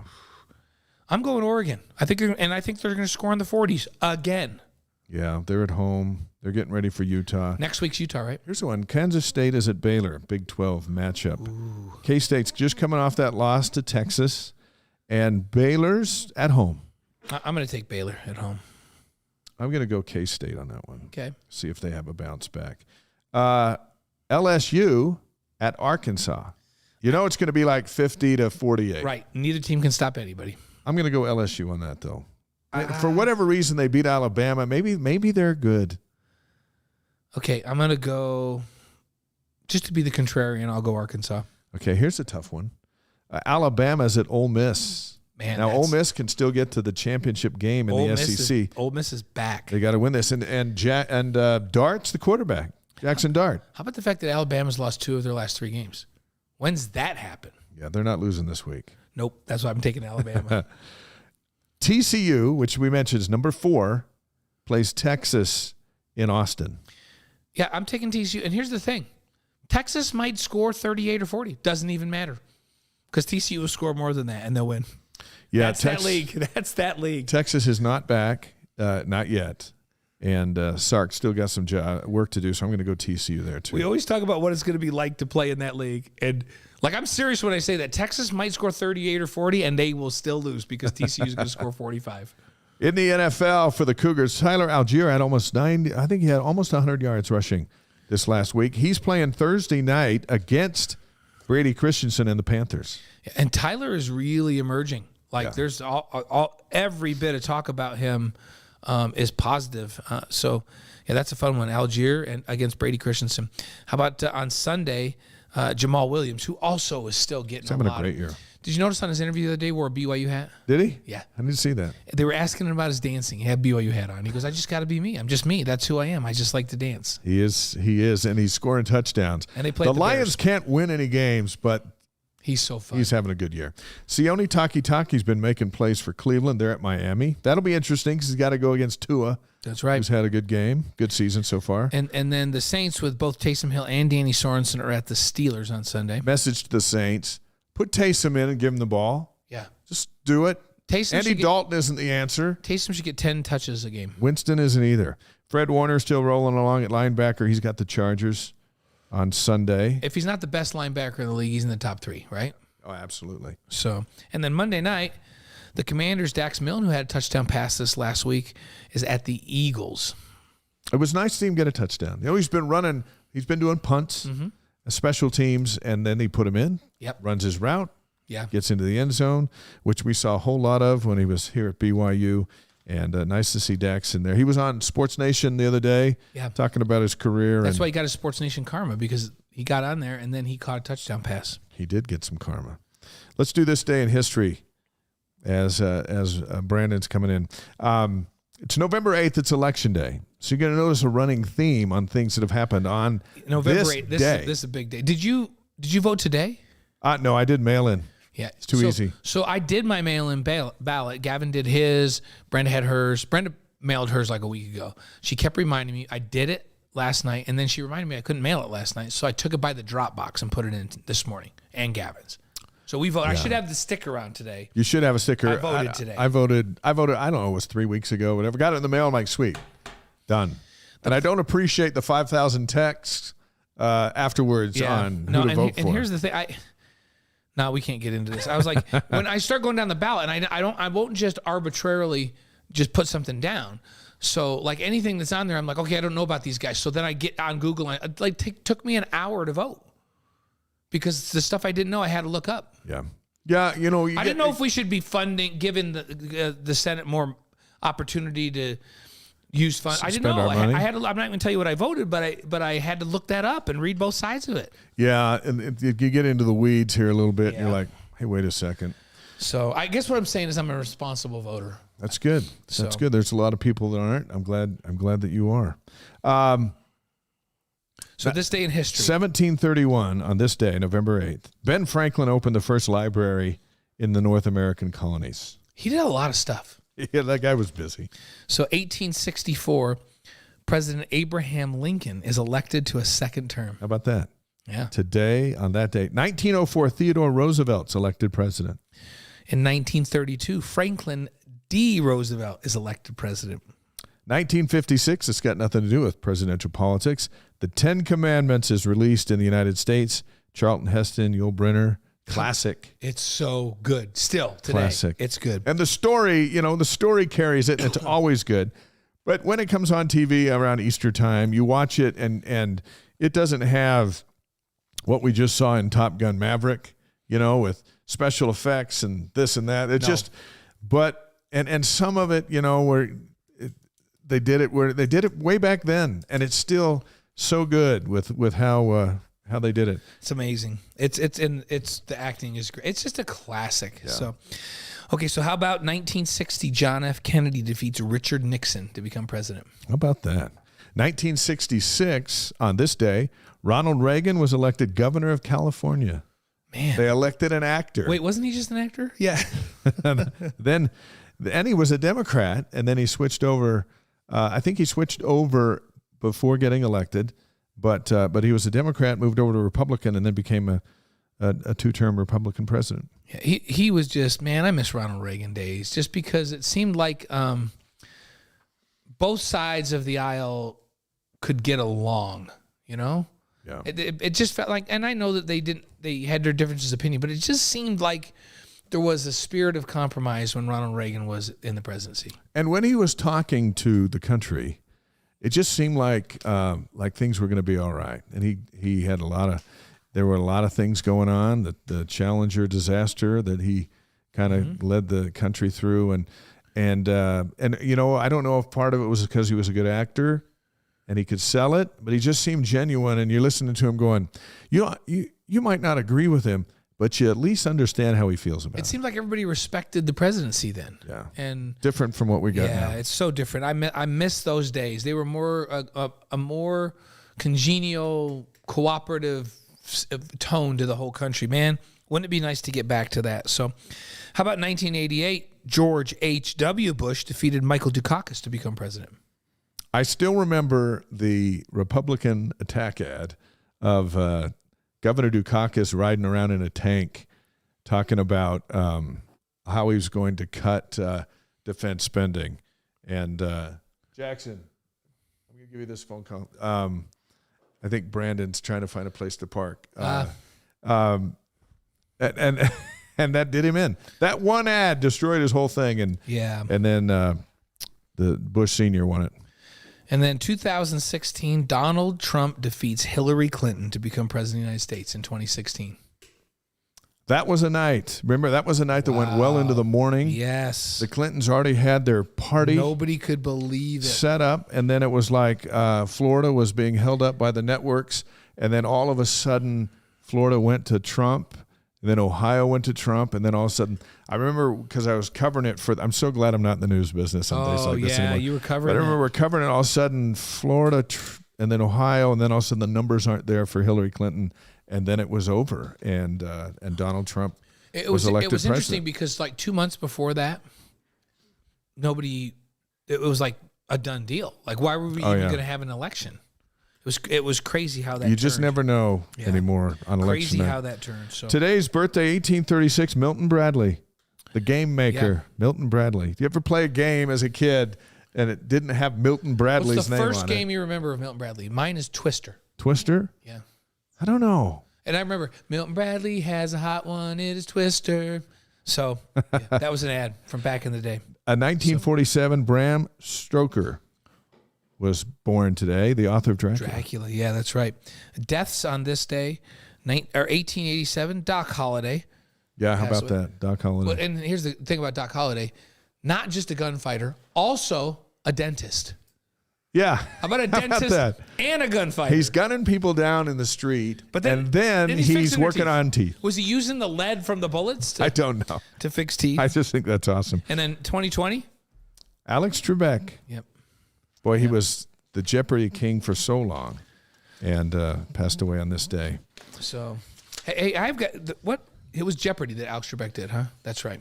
Yeah. So my niece, Tiffany Coyne, is one of the hosts of with Wayne Brady of Let's Make a Deal. Oh yeah, that's an old shoot school that in one. Vegas. Yeah. Well, they did. They moved into Hollywood. Did they move yeah, it? but she started in Vegas doing that, and so she's on that. We've got a lot of kids in the family in the entertainment business, I'll tell you. But yeah, Tiffany's the co-host with Wayne Brady of Let's Make a Deal. We'll have our Lavelle Edwards quote in just a bit. On this show, as our man comes in and sits down, since we have been on the air since last May. Remember when we started this? End of May, I think, or was it June? It felt like May. Might have been June. End of May or early June. We've had Olympic champions. We share. We've had Super Bowl champions. We've had national champions. We've had PGA champions. We've had Hall of Famers, former governors, Air Force pilots, coaching legends, country music icons. But we've never had the bass player of Neon Trees until right now. It is a pleasure to welcome Brandon Campbell to the Wise Guys. Brandon, right, welcome. Let me get my phones on here. Yeah, pop those on. Have a seat. Right, what do you call them in the industry, right?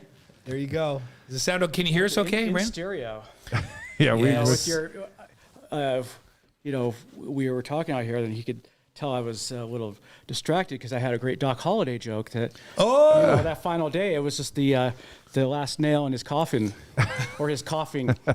His coffin, he had tuberculosis. That's right, he died of tuberculosis. Oh, that's right. It was the last nail in his coffin. What movie was that? Was he in Tombstone? Yeah. Where his character was portrayed. That was something played else. He him? was on the Tombstone. verge. Was it Val Kilmer? Yes. Yeah, that's I'll right. be your Huckleberry. Yeah. Oh, yeah. That's the one of guy. the most famous lines ever. That's right. Hey, what'd you think of Puka's touchdown catch to win the game Saturday night?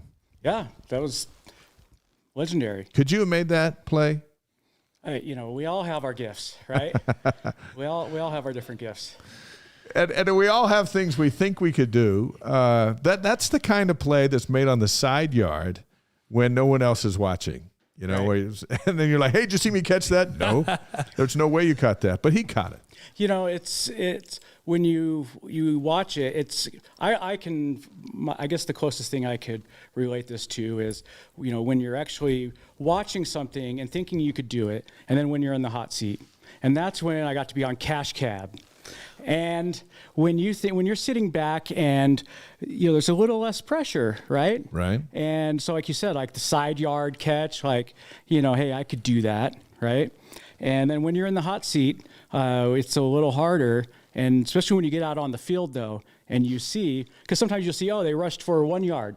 It's like, well, 1 yard.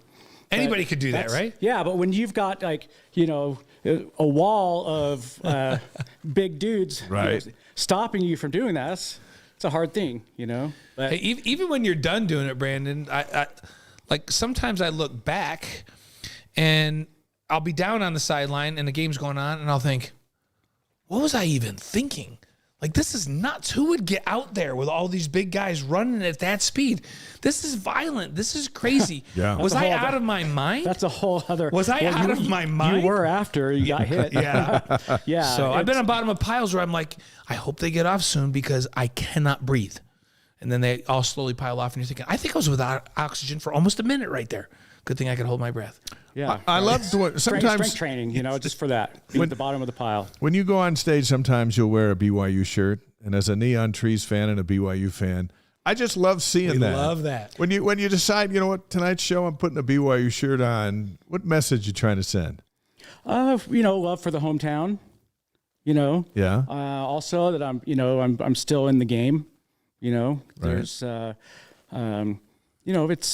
it can be tough to remain and to retain the faith in this modern world. Yeah. And so it is a sign of encouragement. I'm not up to be a preacher, but it is that's something that you're not going to see all the time. No. Or ever. Yeah. And so it was just kind of a nod. Because football season was starting and I wanted tickets. No, I'm just kidding. I'm just kidding. Smart man. No. But it was, it was just that. And it was and it wasn't, thought out, long in advance. We knew for months, that, all the time that any show we're going to be on, usually it's planned out way in advance. And so it was just a kind of a spontaneous thing. And to give that shout out. And sometimes you'll see that with a team or another band shirt, and Brad Paisley's always talking about West Virginia. Oh yeah. He's into them. We met Brad's dad, and they're the biggest West Virginia folks ever.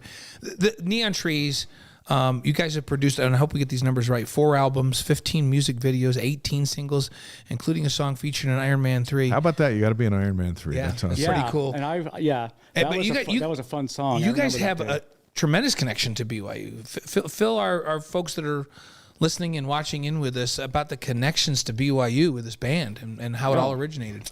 You are looking at the 1999 BYU Battle of the Bands winner. Yeah. I was playing with Alex and the Blues Hounds, and Alex Calderon, who was probably the only BYU student to wear motorcycle boots to school, to college there. Amazing guitar player.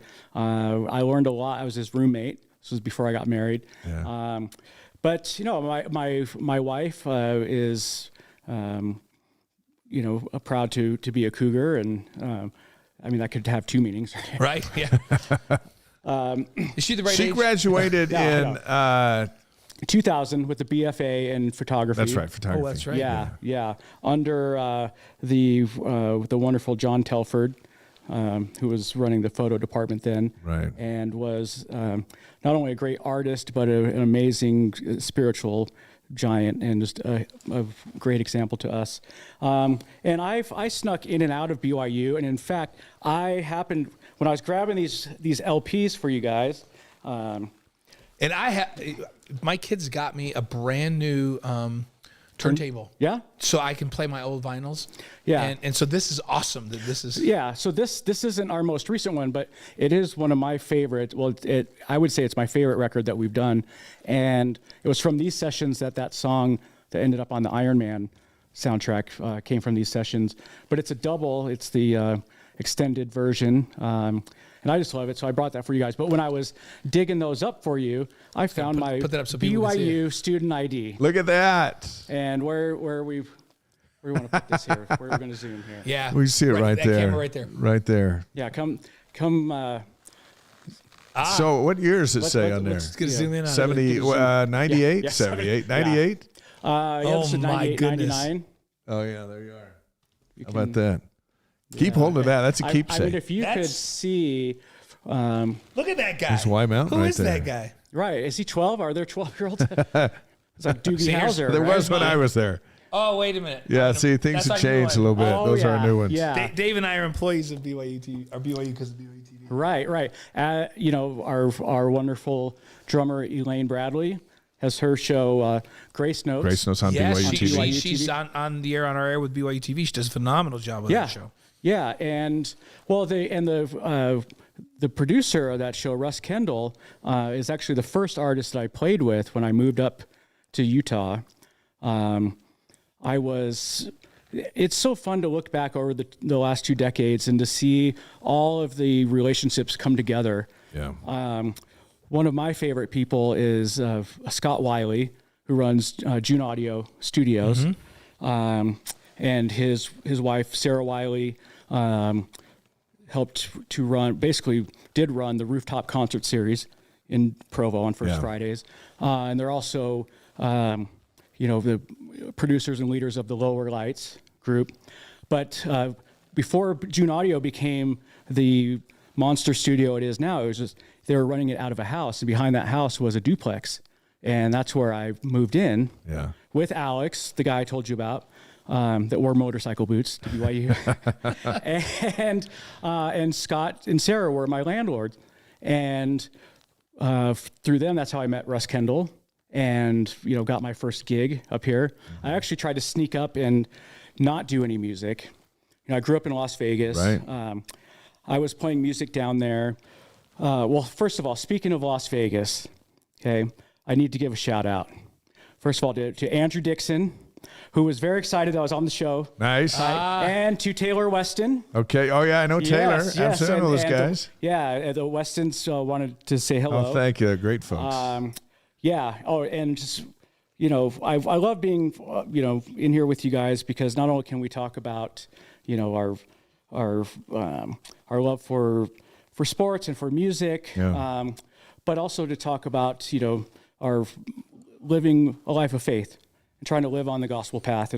And people like I mentioned, like Taylor and Shanae Weston, Andrew Dixon, and Heidi, like just wonderful examples. Have been great examples to me for decades. And recently Andrew was a bishop down there, and to see the pictures of him at the airport sending off and greeting missionaries as they would come and go, it was awesome. Just to really see that encouragement, and when I feel like my little part is wearing a BYU shirt on the TV. And that's a big part. More people see that than anything we do. Yeah. It's powerful. Hopefully, one or two of those missionaries saw that and thought, I better get it together. So Elaine Bradley, Tyler Glenn, Yep. Chris Allen, and you, the group of Neon Trees, you come together here in Provo, still together. Yeah. The four. Yeah, like I mentioned. Like the Beatles couldn't even stay together. You guys, you've stayed together. It's amazing to look at the material that our favorites, the classics, what they put together in the short amount of time, right? And you look at a band like Cream with Eric Clapton. Yeah. Together maybe 2-3 years at the most. Mm-hmm. The Jimi Hendrix Experience, or Jimi Hendrix himself, he, from late 66 to 1970. The Doors, also 4 years. The Beatles, 6 years from their rise to fame to breaking up in 1970, 64 to 70. And they're icons, right? It's... People don't realize that they were only really together for that shorter period of time, right? Yeah, and you know what? It takes, to really get to what you're touching on, it takes a lot to do a band, to be in a band. And, when you grow, like I've realized I'm not part of the show business that I fell in love with, right? When you finally get to do it and you're kind of behind the curtain a little bit, and realize that, some of it is different. And that wasn't because I was misled. It's just with any of the vague, information that I got, I kind of made up my own version of what that would be like. And you'd hear bands say, oh, we're going to break up because this, or this. Say, oh, why? But you're living the dream. Why would you want to throw that away? And then when you get in those situations, whether it's creative differences or not always within the band, but with a label or whatever, it could be so many things. And you see, oh, yeah, now I get it. And we could have 20 reasons why we would want to break up, and everyone would say, oh, of course, I get it. But there's always one thing that's more powerful than that. And it's the magic of us coming together to create. Yeah. And it takes humility. It takes, being willing to, set your ego aside, leave it at the door, and just these days, be forward thinking. There's a method to this that I fell in love with, and I love seeing, like watching Get Back, all those Beatles sessions that were out on Disney Plus. A lot of bands don't work like that anymore, It's a lot of it can be written very isolated and then come together. Sometimes things are created, on computers, and you're just kind of adding your part. You're not all in there together all the time. Yeah. And you think, well, that's not how my hero did it. So am I doing it wrong? Or am I not validated? Am I not having the experience? And you have to get past that and realize that, sometimes it's being in the moment, the process, and that happens playing live. But it's also about, getting the music out there. There's different ways of doing that. Now, your wife, Emily, first is a saint. Yes. Let's just establish that. Amen. And she's a trained pianist. Yep. Why isn't she in the band? Because she is too much of a music snob. She'd be the first to say all that I can't show her demos anymore. There's a term called demoitis, where if you hear a demo of a song, you fall in love with it. And then when it gets produced, you say, oh, but you changed this, or I like the other thing, right? And so sometimes it can be hard to do that. And there's so many unreleased Neon Tree songs that she, is pining for. And I think there's almost a time of grief where she's like just realizing those songs aren't gonna see the light of day. And yeah, so is her favorite song one that wasn't released, or is her favorite song one that's been released? Oh, it's unreleased. Like I'd probably say like Persuasion, Ghost Moves. And neither of these released. We haven't heard those. She's heard them. We haven't. Oh yeah, she's heard those. Persuasion, people would have heard live a long time ago. Yeah. But they are good songs. They're good. They're not in the catalog because they're bad. It's a good problem to have where you have so much material and only so much time. And of course we want to move forward and continue to produce. You said that this is your favorite album, and this one, and people can see it. So, picture show. It is your favorite song that you guys have ever put out. So we're not going to talk about the ones that aren't released. Of the songs that you guys have released, is your favorite song on this album, or is your favorite song on a different album? To say a favorite song? I know that's hard to pick. That's like asking for your favorite child, right? Oh yeah, yeah. Well, but we all have our favorites. Yeah. Yeah, that's the cat, right? No, not the dog. I'm learning to be a dog person. Yeah. And I'm doing that for my kids. Gosh, on here, let's see. I would say, there's the song Weekend. Mm-hmm. And the reason why that one stands out to me is this is the 10th version. We had 10 versions of this song. Like 10 weekends? 10 different weekends. And to see it from the beginning to what it became is, a stark contrast.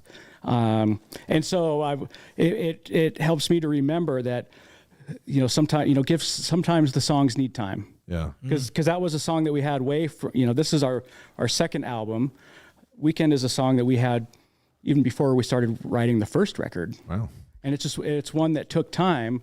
So there's potential there. Obviously, Lessons in Love was a collaboration with Cascade. And one of the producers that is part of Cascade, Finn Bjarnson, is my neighbor now. Oh, cool. He moved, is that right? He moved Nice. into the hood, in Oak Hills. The hood. In the hood, in the hood. And and that was just a really fun thing. Like I can look back to when Ryan Radden is Cascade. He's the main guy, and he sent a demo. And I remember this was back in like 2011. I had a BlackBerry, and I remember getting it on my BlackBerry and playing it in a cab for the band in New York City. So here's this demo of this idea that we could do. And then we worked on it a little bit and sent it to him. He sent it back. Now in the airport, at the Sydney, Australia airport, there was a Mac store. And thought, we can go download the new song and we'll play it. And the only way to hear it was to download it onto the computer in the Mac store and listen to it and then delete it. So it's cool, like to look back and to see like how that it took shape. That's cool. And where all the places that we were when that happened, and for it to be with friends. Yeah. Yeah. Brandon Campbell is the bass guitarist for Neon Trees on the Wise Guys tonight. This group started in 2005. You and Elaine joined in 2006. You opened for the Killers, another Las Vegas-based band, in 2008. With BYU ties, and right? you're off and running. Well, not BYU ties. Spanish but Fork ties, Spanish Springfield Fork ties, Utah County ties. Yeah. Or it's With Brandon and those guys. oh yeah, well, a couple of them live in Park City now. Oh, do they? Yeah. So it's it was down in Nephi, I think is where Brandon lived back in the day. Yeah, I got to know those folks in Vegas when I was down there. Great. And their band's still rolling. They're still playing. Yeah, and you got to amazing. open for them way back, 2008. Yeah, well, I used to be in a band with some of them. Like I mentioned, like I cut my teeth in Vegas and started playing in nightclubs when I was 14. And that was, I saw a lot. And by the time I was 18, I realized that, it was cool when I was maybe 15, 16 and getting to go hang out and party with 30-year-olds. But then realizing, like, am I going to become the 30-year-old? Yeah. Is that me? Yeah. But I genuinely had a spiritual path and a desire to do that. But I really experienced a lot down there. And the part I am grateful for is the music and all the people that I got to meet and play with and the relationships and how those have lasted decades. And so Ronnie and Ted were with the Killers.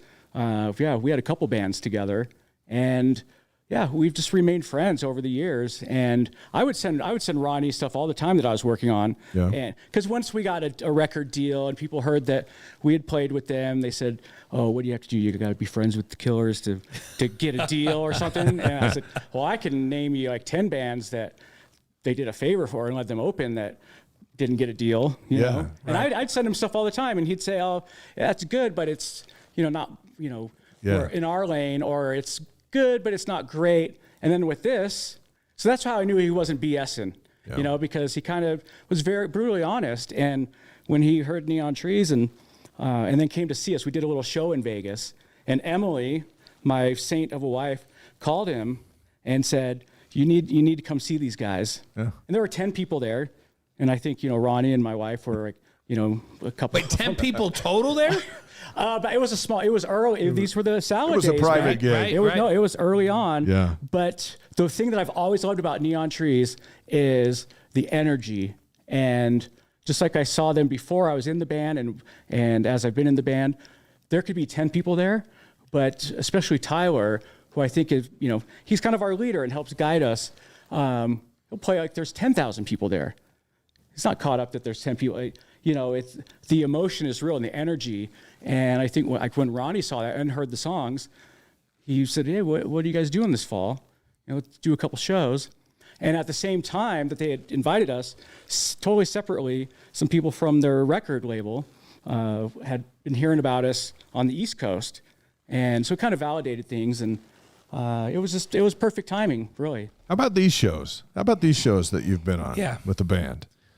Let's see. Tonight Show with Jay Leno, Live with Regis and Kathy Lee, Late Night with Jimmy Fallon, Conan, America's Got Talent. It wasn't Kathy Lee then.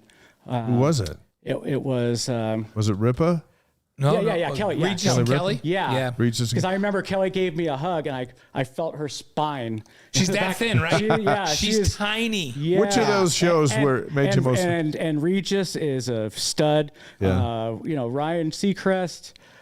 He's no Regis, but he's great. But he's great. Which great. made you the most nervous? Which show? Nervous? Well,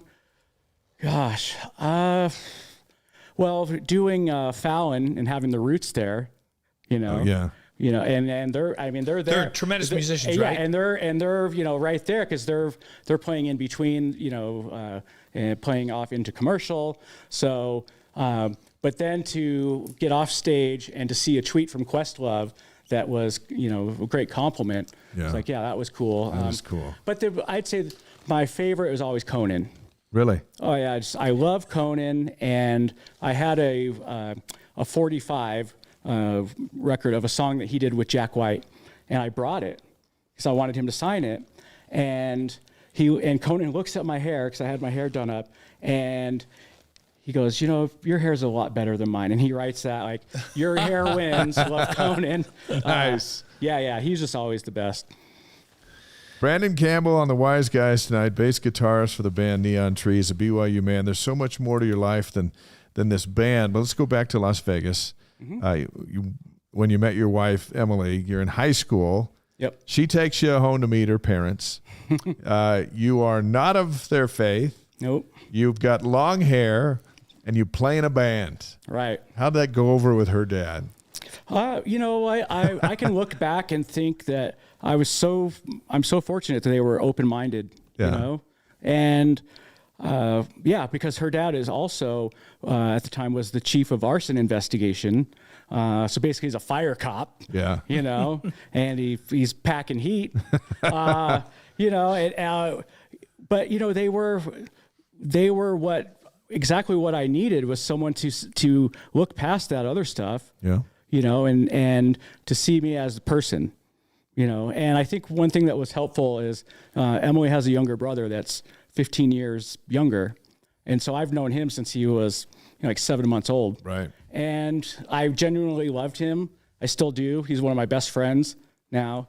But I think that, they saw that, I think that helped them see that I was just a normal kid too, especially like being able to, I wasn't trying to put up this, this like act like I'm a cool guy, or something, or I wasn't trying to prove anything. I genuinely loved hanging out with Emily. She was the smartest, coolest girl that I had dated. And I remember my ex-girlfriends or girls at school would try to, make fun because she was LDS. Yeah. And I'm just thinking, you guys have no idea of the depth of cool, and whether it's in art and music, like already at a young age, I just, have always looked up to her. And, but yeah, I'm just grateful that her parents were open-minded. And I think that comes from them also, being converts to the church, and seeing that the difference it makes when you're inviting, and because I think they saw eventually that I wasn't going away, right? You kept coming back. Yeah. And parents tend to notice that. They're like, hey, seen him a lot. But they knew, especially with their dad being an arson investigator, like he could smell some things. He could smell fire. He could smell smoke. Yeah, he could smell if you were putting something on. Some green smoke, and it was. Yeah. So they're a great example of seeing someone for who they are, and I wanted to learn more of their faith. And obviously you converted to the LDS faith, and you mentioned something when we first started to talk to you, where you just said, it's been interesting to try to stay with your faith and cling to your faith and represent your faith. You didn't use all those words, but right. But in this business, the entertainment business in general, particularly in the music business, how have you been able to do that? How have you been able to be true to your faith? And you mentioned by wearing the BYU gear when you're on stage is just kind of a shout out to your faith, right? But that's not easy in that business, is it? No. I mean, there's a lot of time. I'll tell you this: no one ever tells you also how lonely it is. I'll put it out there, right? Yeah. As exciting. Just like I said, when you see bands that want to walk away, how could you do that? You've got it all. And yeah, we see the 2 hours, right. And we talked about this before, where we see other athletes that we idolize, right? Or that we think are great, but we only see a window of what they do and what they experience, and we don't see any of the other. In the music business, it takes a lot of. The best thing you can do if you're in a group or in a band is to be transparent. And if you do ever get in a situation to where you're not living the way that you want to, and that could be whether it's you're not living principles on a spiritual path, or maybe you're just not, performing well, or you're not eating the way you want to, whatever, you need to be able to support each other. And so you need that transparency on there. As far as trying to stay on the spiritual path, being in town places when I can go to church. Yeah. I love doing that. One time we were in France, we were in Paris once, and I told our tour manager, I said, hey, tomorrow Sunday, I'd like to go to church. Can you tell our driver that, can you arrange that for me? And so in the morning, I go out and the driver's there, and he's saying, okay, which church would you like to go to? We have so many beautiful ones here. And I said, well, I know the one I want to go to. Here's the address. And it was great. There was elders there, luckily, because they were there to translate for me. We've gone to church, anywhere from Paris, France to Wyoming to, in Japan. It's that's great. Yeah, it's making the mindful effort, never being embarrassed of who you are and what you do. I think it's lots of times around the LDS culture, there's a lot of assumption that you're going to get judged, and I always like to break, let's get rid of that. Who am I to judge you? Right. And sometimes even to say, like, don't worry, I'm not judging you. It's like, oh, you're not? Oh, thank you. Thank you that you're not going to be my judge. Yeah. I've gone back and forth with my parents on this because they're not of the faith, and they love to drink, and and this is something I've dealt with my mom. There was this assumption, right, that maybe I had beef with it, and I said, no, I'm not going to hang out. Maybe 3 drinks in, I know when to leave. It's fun for you guys, but not for me anymore. And just recently, I said, something came up about that, and I said, yeah, and don't worry, I'm not judging you guys. And she goes, that's okay, honey. I don't judge you for not drinking with us. That's nice, but Mom. just try to keep it open, and everyone's on a path of, because I thought it was going to be a lot of opposition where, people are just, they don't want to hear that we're LDS, and that it's kind of like low-hanging fruit, right? Like, how can we haze these guys or make fun of it? It's just being who you are. Let me go back to your in-laws for just a second. So in time, they're patient with you. In time, you join the church to get married. You give them grandkids. You also give them your first Billboard Music Award. That's right. Which they have on display in their Vegas home. Yes. So who's the most surprised about all that? Emily, or your mother-in-law, or your father-in-law? That it turned into something? In that whole journey, and they've got a Billboard Music Award sitting in their house. Yeah. They've always been supportive, from the beginning. When things were starting to take off, they were leaving for a mission. And so they were over in Africa, and so they weren't around for the initial rise of it. So they were kind of catching on, by remote. But my mother-in-law knew that we had made it when they were in Freetown, and she had walked in this cafe where people, you can go in there to get a drink, and they were watching some soccer game in there, and our song "Animal" is playing all the way over there, and for that to happen, that's when things become kind of global, and I think that was a sign for her. But when I joined the band, I had a different job. I had a different day job. I was doing graphic design and computer programming. Had a 401k, health insurance, 2 kids, wife, mortgage. And Emily was the one that said, I think you need to do music full time.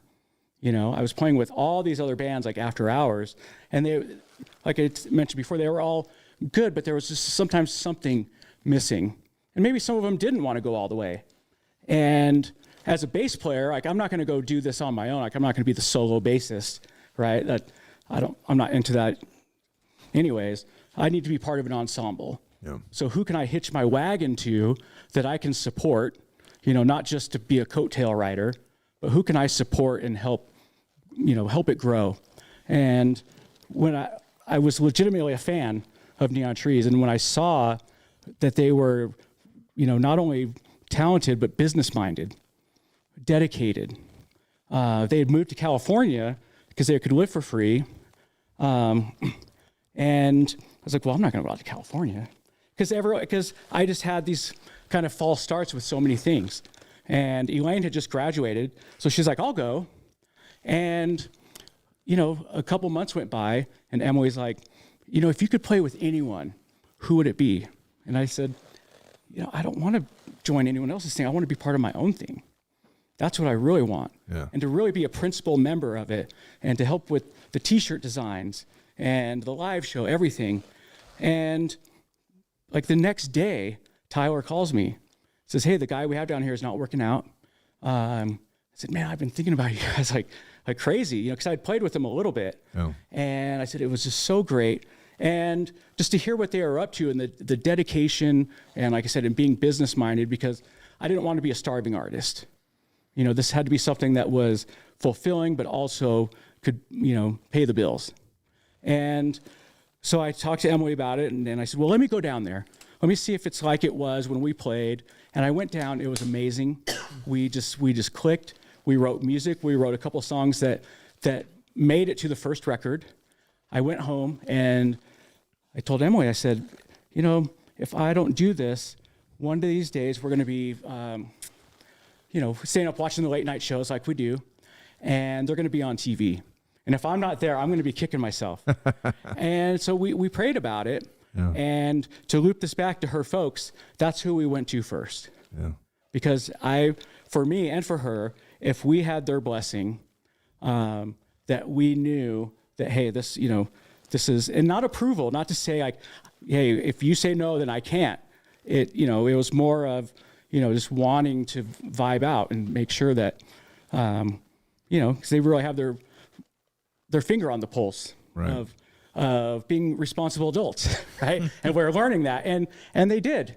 They said, well, yeah, let's, this is the time to do that, and to join up with them and to go out there and say, hey, it was great to be part of something where I didn't have to explain my faith, because they were all part of the church, yeah. And back then everyone was part of it, right? And I didn't have to explain that. And I said, hey, I can stay out here for 10 days, go home for 5 days.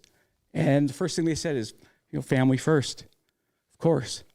And to have that, and there was no lack of the raw emotion in the talent.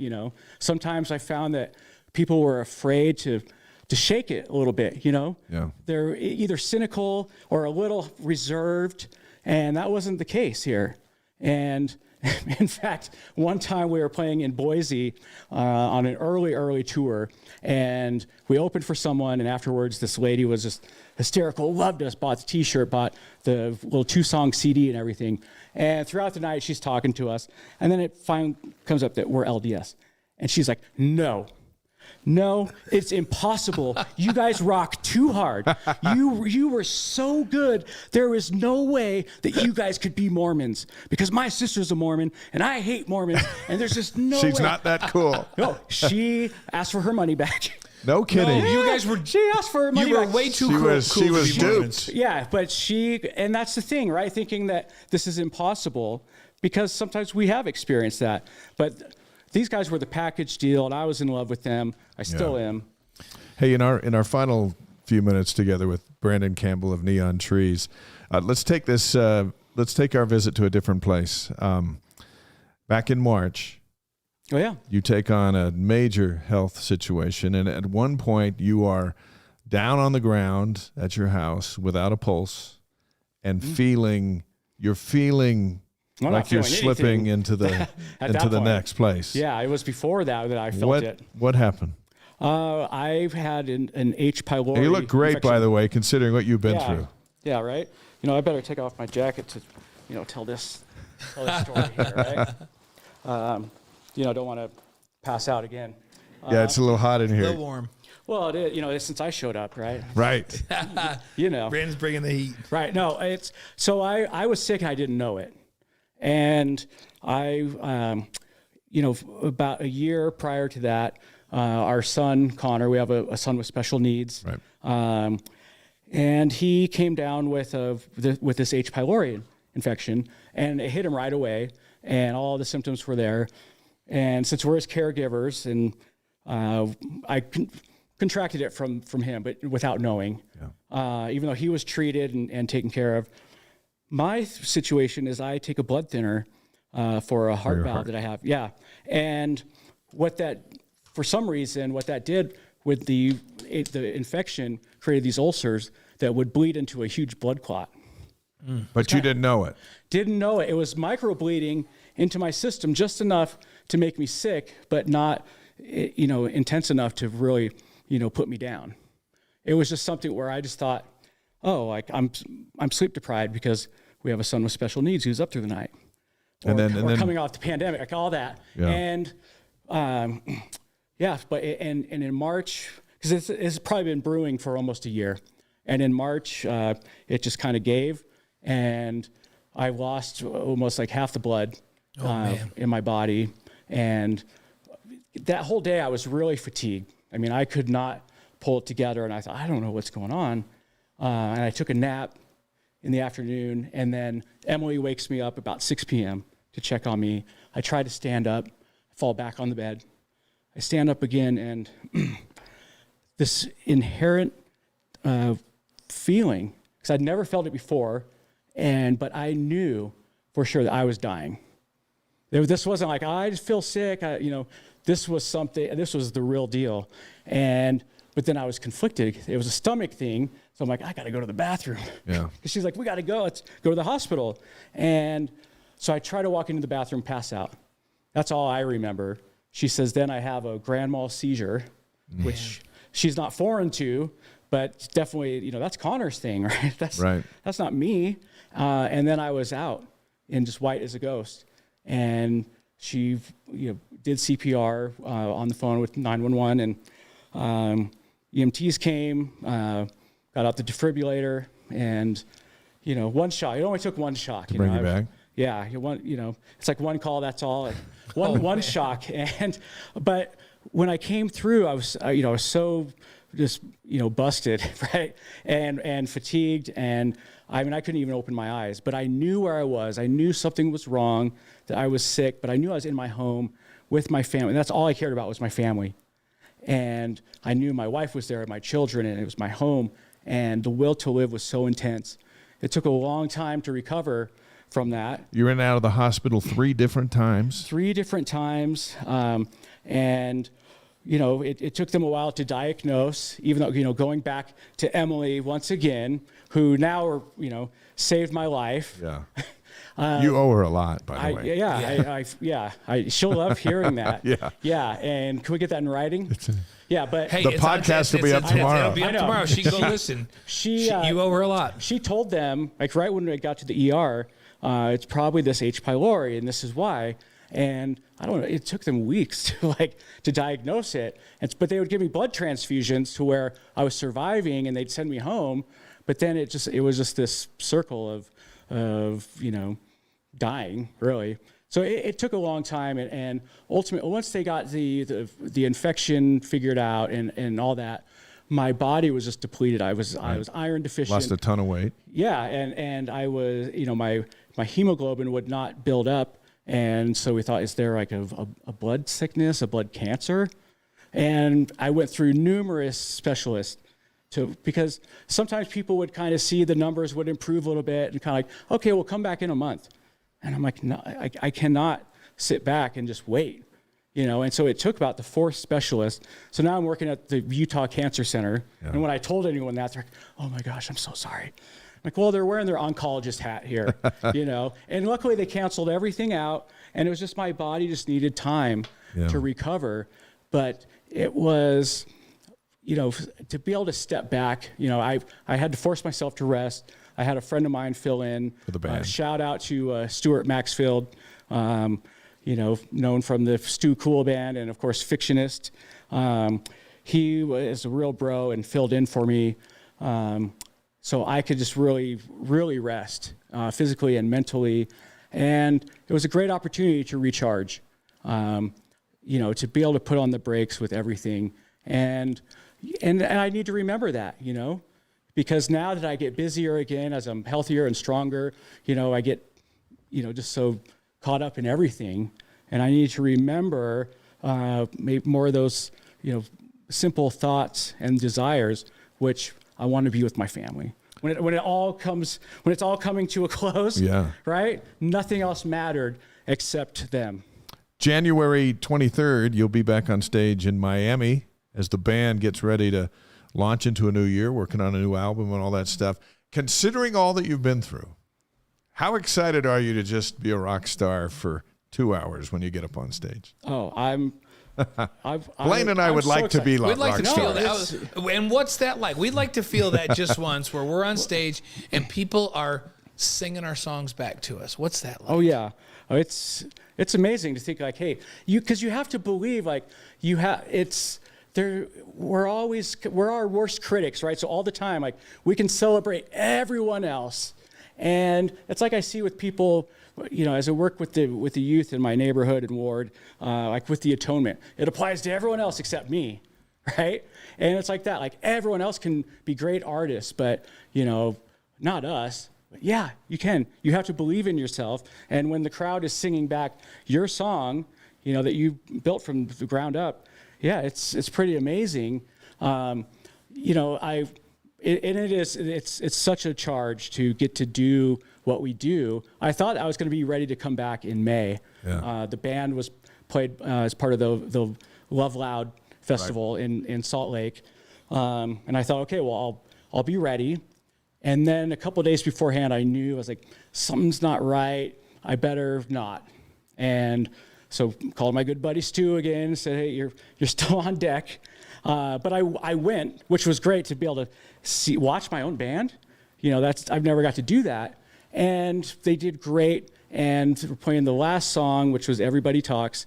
And there's a part in the middle where the crowd thinks the song's going to come back in, but the band doesn't start. And the crowd ends up singing the whole thing. It happened once by accident. Oh, man. And we realized, like, hey, if we do that again, like, that's cool. They'll probably do that. And so when I saw that happening, I thought, hey, this is going to be about a minute. I could walk up there and play the rest of the song.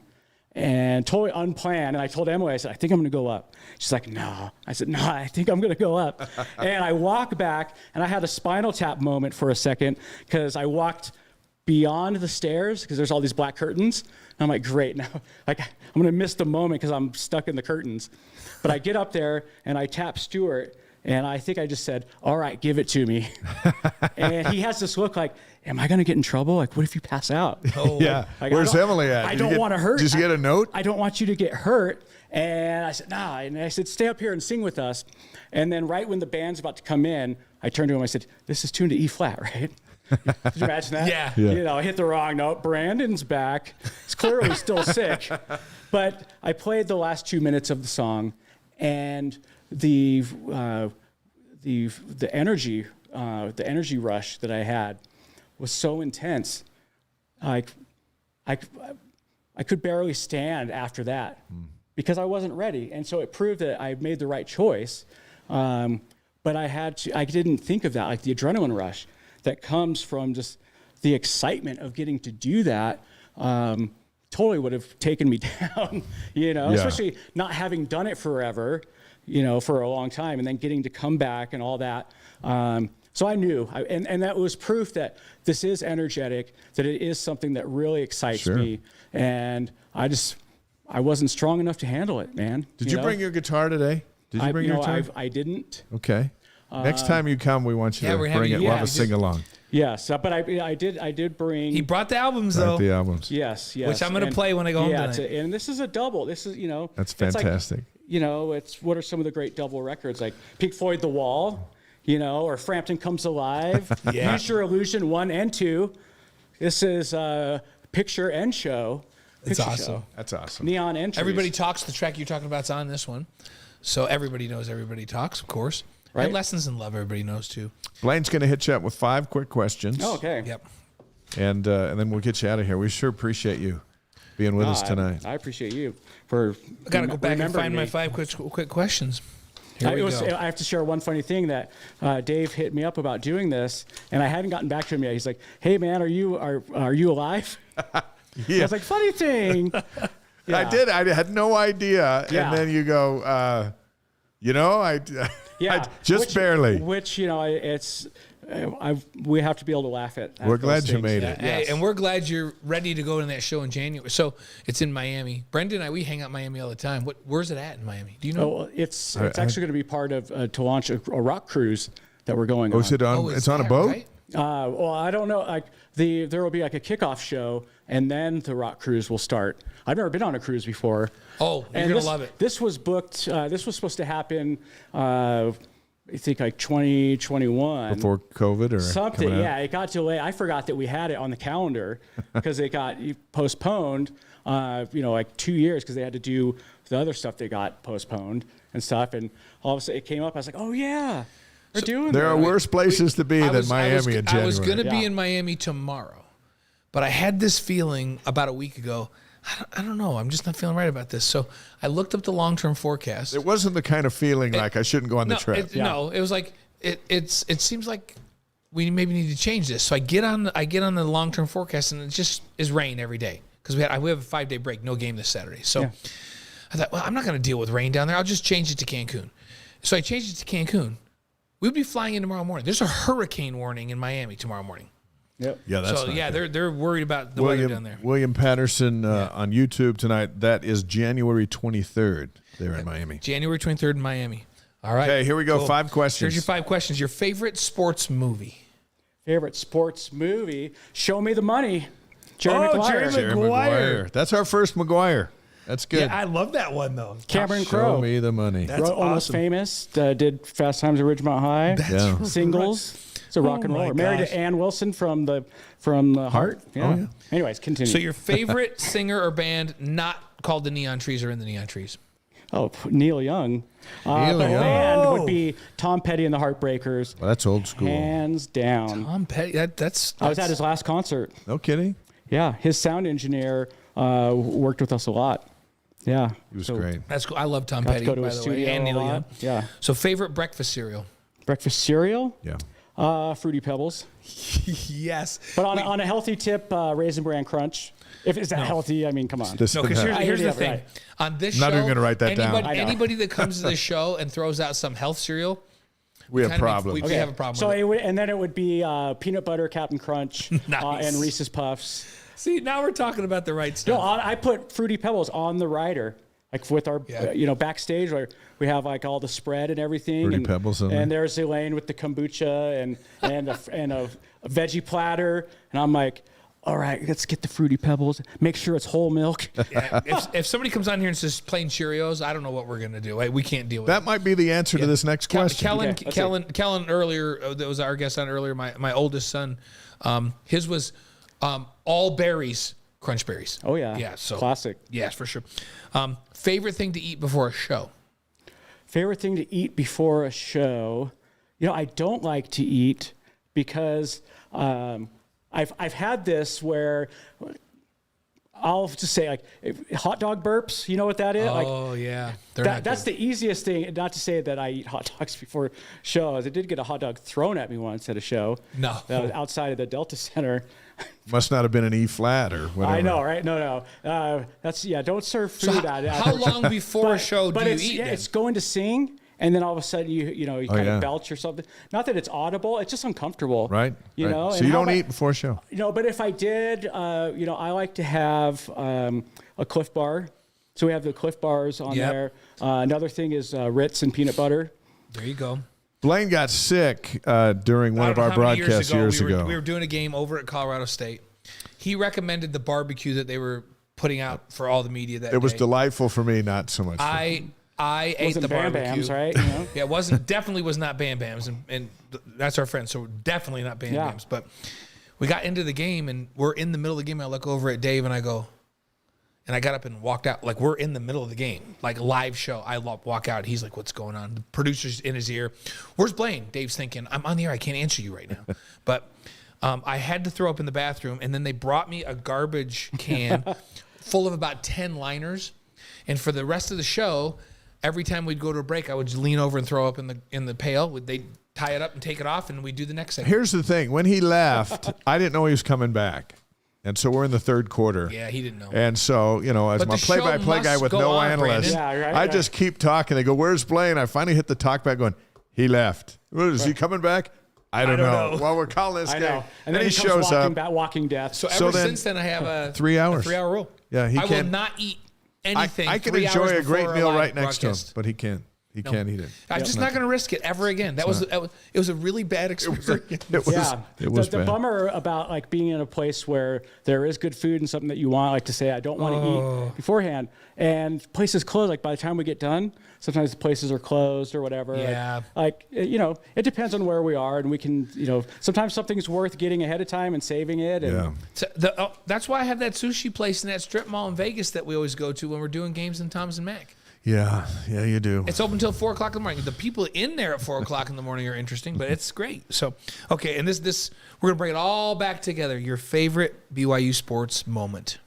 My favorite BYU sports moment, of course, is Chad Lewis rushing to protect the goalpost, which is post game. That's great. You have a connection to post-game. Chad. Yeah, so Chad's father-in-law, Doug Fellows, was the bishop of the ward that I was baptized into In Vegas. That's awesome. Vegas. He was also the Spanish teacher at our high school. I remember actually when Emily and I started dating, they did a school trip down to Mexico, and she actually brought back this ring. It used to have 2 little turquoise in it. Now there's just, I don't know where the other one went, but she brought this back on that trip with Doug Fellows and a bunch of other kids from Vegas that were just great examples to me. So Chad Lewis running to protect the goalpost that the Utes are love about that. to tear down. We talked to Chad about that mentality. He's been on the show with us, and he's one of my favorite. He's one of my favorite. But I also have a love for the men's volleyball, especially circa 98, 99. Yeah. My roommates, Casey Jennings, Ossie Antonetti. Ossie Anthony. That dude, we were talking about vertical jumps earlier in the show. Yeah, he's got it. Because Kellen had the second highest on the football team. Bryce, that guy, he could fly. Oh, yeah. Ossie Antonetti was like an outside hitter at like 6'1". Yeah, he didn't have a blazer, so anytime he had something formal to attend, he would borrow a blazer from me. Yeah, Nice. I think he could fly. He had like a 46-inch vertical jump, something just crazy. It was cool to see the positive energy they would bring. Their hype song was "Wild Boys" by Duran Duran. Yeah. And Which you guys didn't you? we toured with them. You toured with Duran Duran. Yeah, they were one of my first influences. So that was really great to be pretty invited by them. But I always think of that like, I guess in baseball they call it like your walk-up song, right? Yes. What would your walk-up song be? Something from AC/DC, probably. Yeah. Yeah. I'm new. It wouldn't man. affect my head. I can tell you that much. And this isn't because it's my favorite song, but I just think it would be appropriate. "My House," like by Flo Rida. Yeah. Right. Which was actually a song. I know the writer, Ross Golan. Do you know Ross? Have you ever met Ross? Anyhow, Ross wrote this song. He was telling us the story. He and his wife were writing it, thinking that they were going to write a ballad for Adele. Mm-hmm. And as it changed over the course of the writing, they were like, now we should do this and do this. We should call Flo on this one. Yeah. And they literally called Flo Rida on the phone and had him listen to it. And he's like, oh, that's going to be a #1 hit. I love it. And so that's how that song morphed. But I think that'd be a fun one to walk out of the thing. Welcome to my house. Like, this is my house. I've done that. The first time we were on TV was on Jimmy Fallon. Jimmy Kimmel. Yeah. Sorry, the Jimmys, Yeah. Almost 2 years to the date when I said, these guys are going to be on TV. If I miss out, I'm going to be kicking myself. But to get hyped up, AC/DC, Shoot to Thrill. Yeah. Yeah.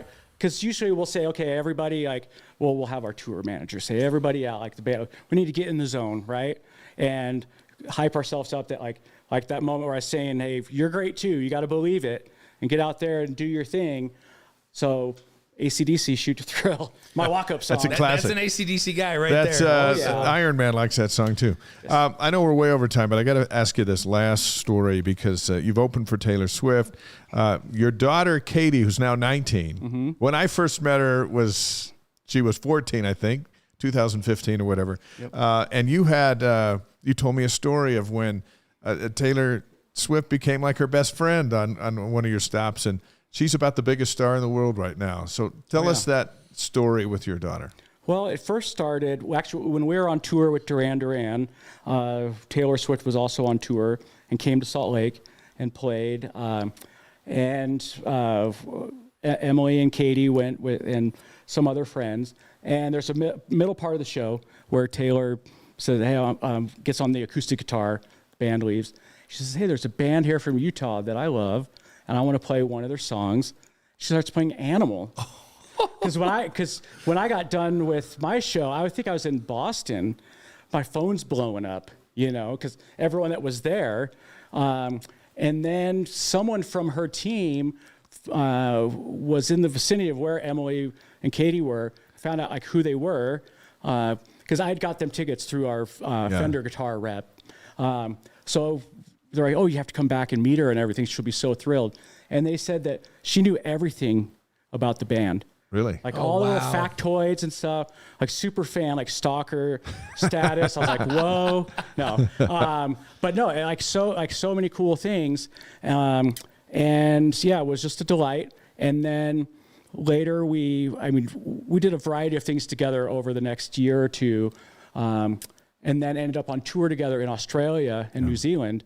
And my family came down for that. It was my birthday. And of course, December, going down to Australia is great, right? Yeah, sure. Middle of summer. Yeah. And, so we're hanging out, and, you go out to these venues, and especially the big ones, they're kind of out in the middle of nowhere, and so you go out and you're there, right? So Taylor comes through, and, oh, Katie, hey, I'm here all day, and you could just come knock on the door, just come hang out, kind of whatever, just totally chill, right? And later we were playing in LA at the Staples Center, and we were finished with our set, and we're coming back, and there's Taylor hanging by the dressing room, and she's like, oh, where's Katie? Well, she's not here, but and this is where it gets really funny. We had a friend of ours that was coming out, and he and Katie caught on. She's like, well, what does it mean to be gay? And we're like, oh, okay, yeah, well, we can answer that. And Emily said, well, sometimes when you get butterflies in your stomach, when you have a special friend, the way you might feel for, the boys are chasing you on the playground, that kind of feeling, where you like them more than a friend, and sometimes it's, how it is for girls and girls, or for boys and boys, trying to keep it very basic. Right. She goes, you mean the way I feel for Taylor Swift? And Emily laughed. She goes, honey, we all feel that way for Taylor Swift. And when we told her that, Taylor was rolling on the floor. Oh, that's good. Laughing. That's awesome. It's what a moment. A great lesson in unconditional love. Yeah, great Taylor Swift. All right. Well, Brendan Campbell of the Neon Trees, we wish you the best of luck as you head back out on tour and continue to mend from your challenges. We have a Lavelle Edwards quote, which is perfect for everything that you've talked about today. We like to end the show with the Lavelle Edwards quote. Do we have Caleb Chapman ready to roll? Yes, Caleb gonna. Since Caleb BYU won the game, takes us Jack, out. do we have that? With the saxophone. Yeah, we'll play that here in a sec. I think, Jack, do we have that? But Blaine's going to read this quote, and it's perfect for tonight. Yeah, exactly. After what you've told us you've been through, Brandon. So, the ability we have to handle adversity will determine the degree of success that we will have in life. You've handled a lot of adversity, and you're very successful. Yes, thank you. Appreciate how you represent BYU, Utah, your faith, your family, and we're just proud to be your friends. Oh, well, likewise. Going to make me blush here. And by the way, we do want tickets to your show when you come in. Hey, Miami, the 23rd. Hey, we got basketball games. Do we have a game on the 23rd? We probably do. We never get to travel in the winter because it's always basketball. I know. The fact that I'm going this week is because they have a bye this Saturday. So. Right.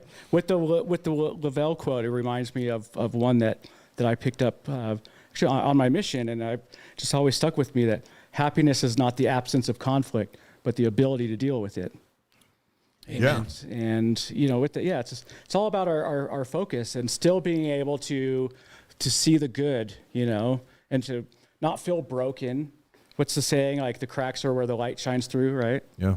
You know, but yeah, no, you guys are great, and it's really cool to be thought of, and bass players need love too, you know. They do. Yes, they do. Parker, do we have that ready? Can we play it? Here's Caleb Chapman. We play this when the BYU Cougs wins, and then we played it a couple weeks ago just to remind them that they do win. We're convinced that's why they beat Boise State, because we played it last Here week. it is.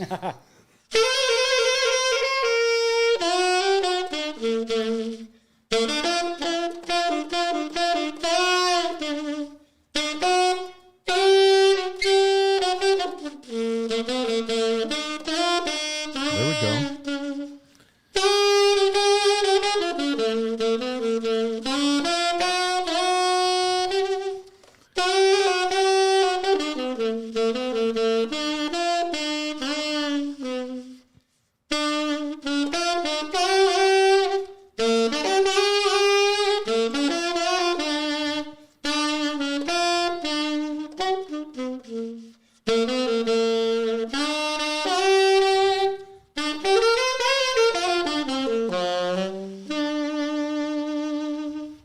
The great Caleb Chapman, the newlywed, good friend of ours. And Friend of mine too. we're putting our own band together. We got a bass player and a saxophonist. So we'll just kind of see where this show goes over the next Yeah, Caleb's few years. traveled with us and played, and Talented guy. And yeah, actually last time we were on, well, it's not Regis, you know, we still call it Regis, right? You know, Yeah, it'll always be Regis. Yeah, he was with us there, you know. The stuff he's doing with kids and music is awesome. I spent a couple years helping him out up there and working with some of the kids, and we did a Beatles band, and we did a new wave band and stuff. And that's cool. oh yeah, some of them, you know, they have that raw Good talent, stuff. and Yeah. you know. We're going to get Elaine I'll sit in in with him. January. I'll play rhythm. I'll play rhythm guitar. Or I can try to do the drums, but not as good as Elaine. So that's not going to be good. I'll play the volume button.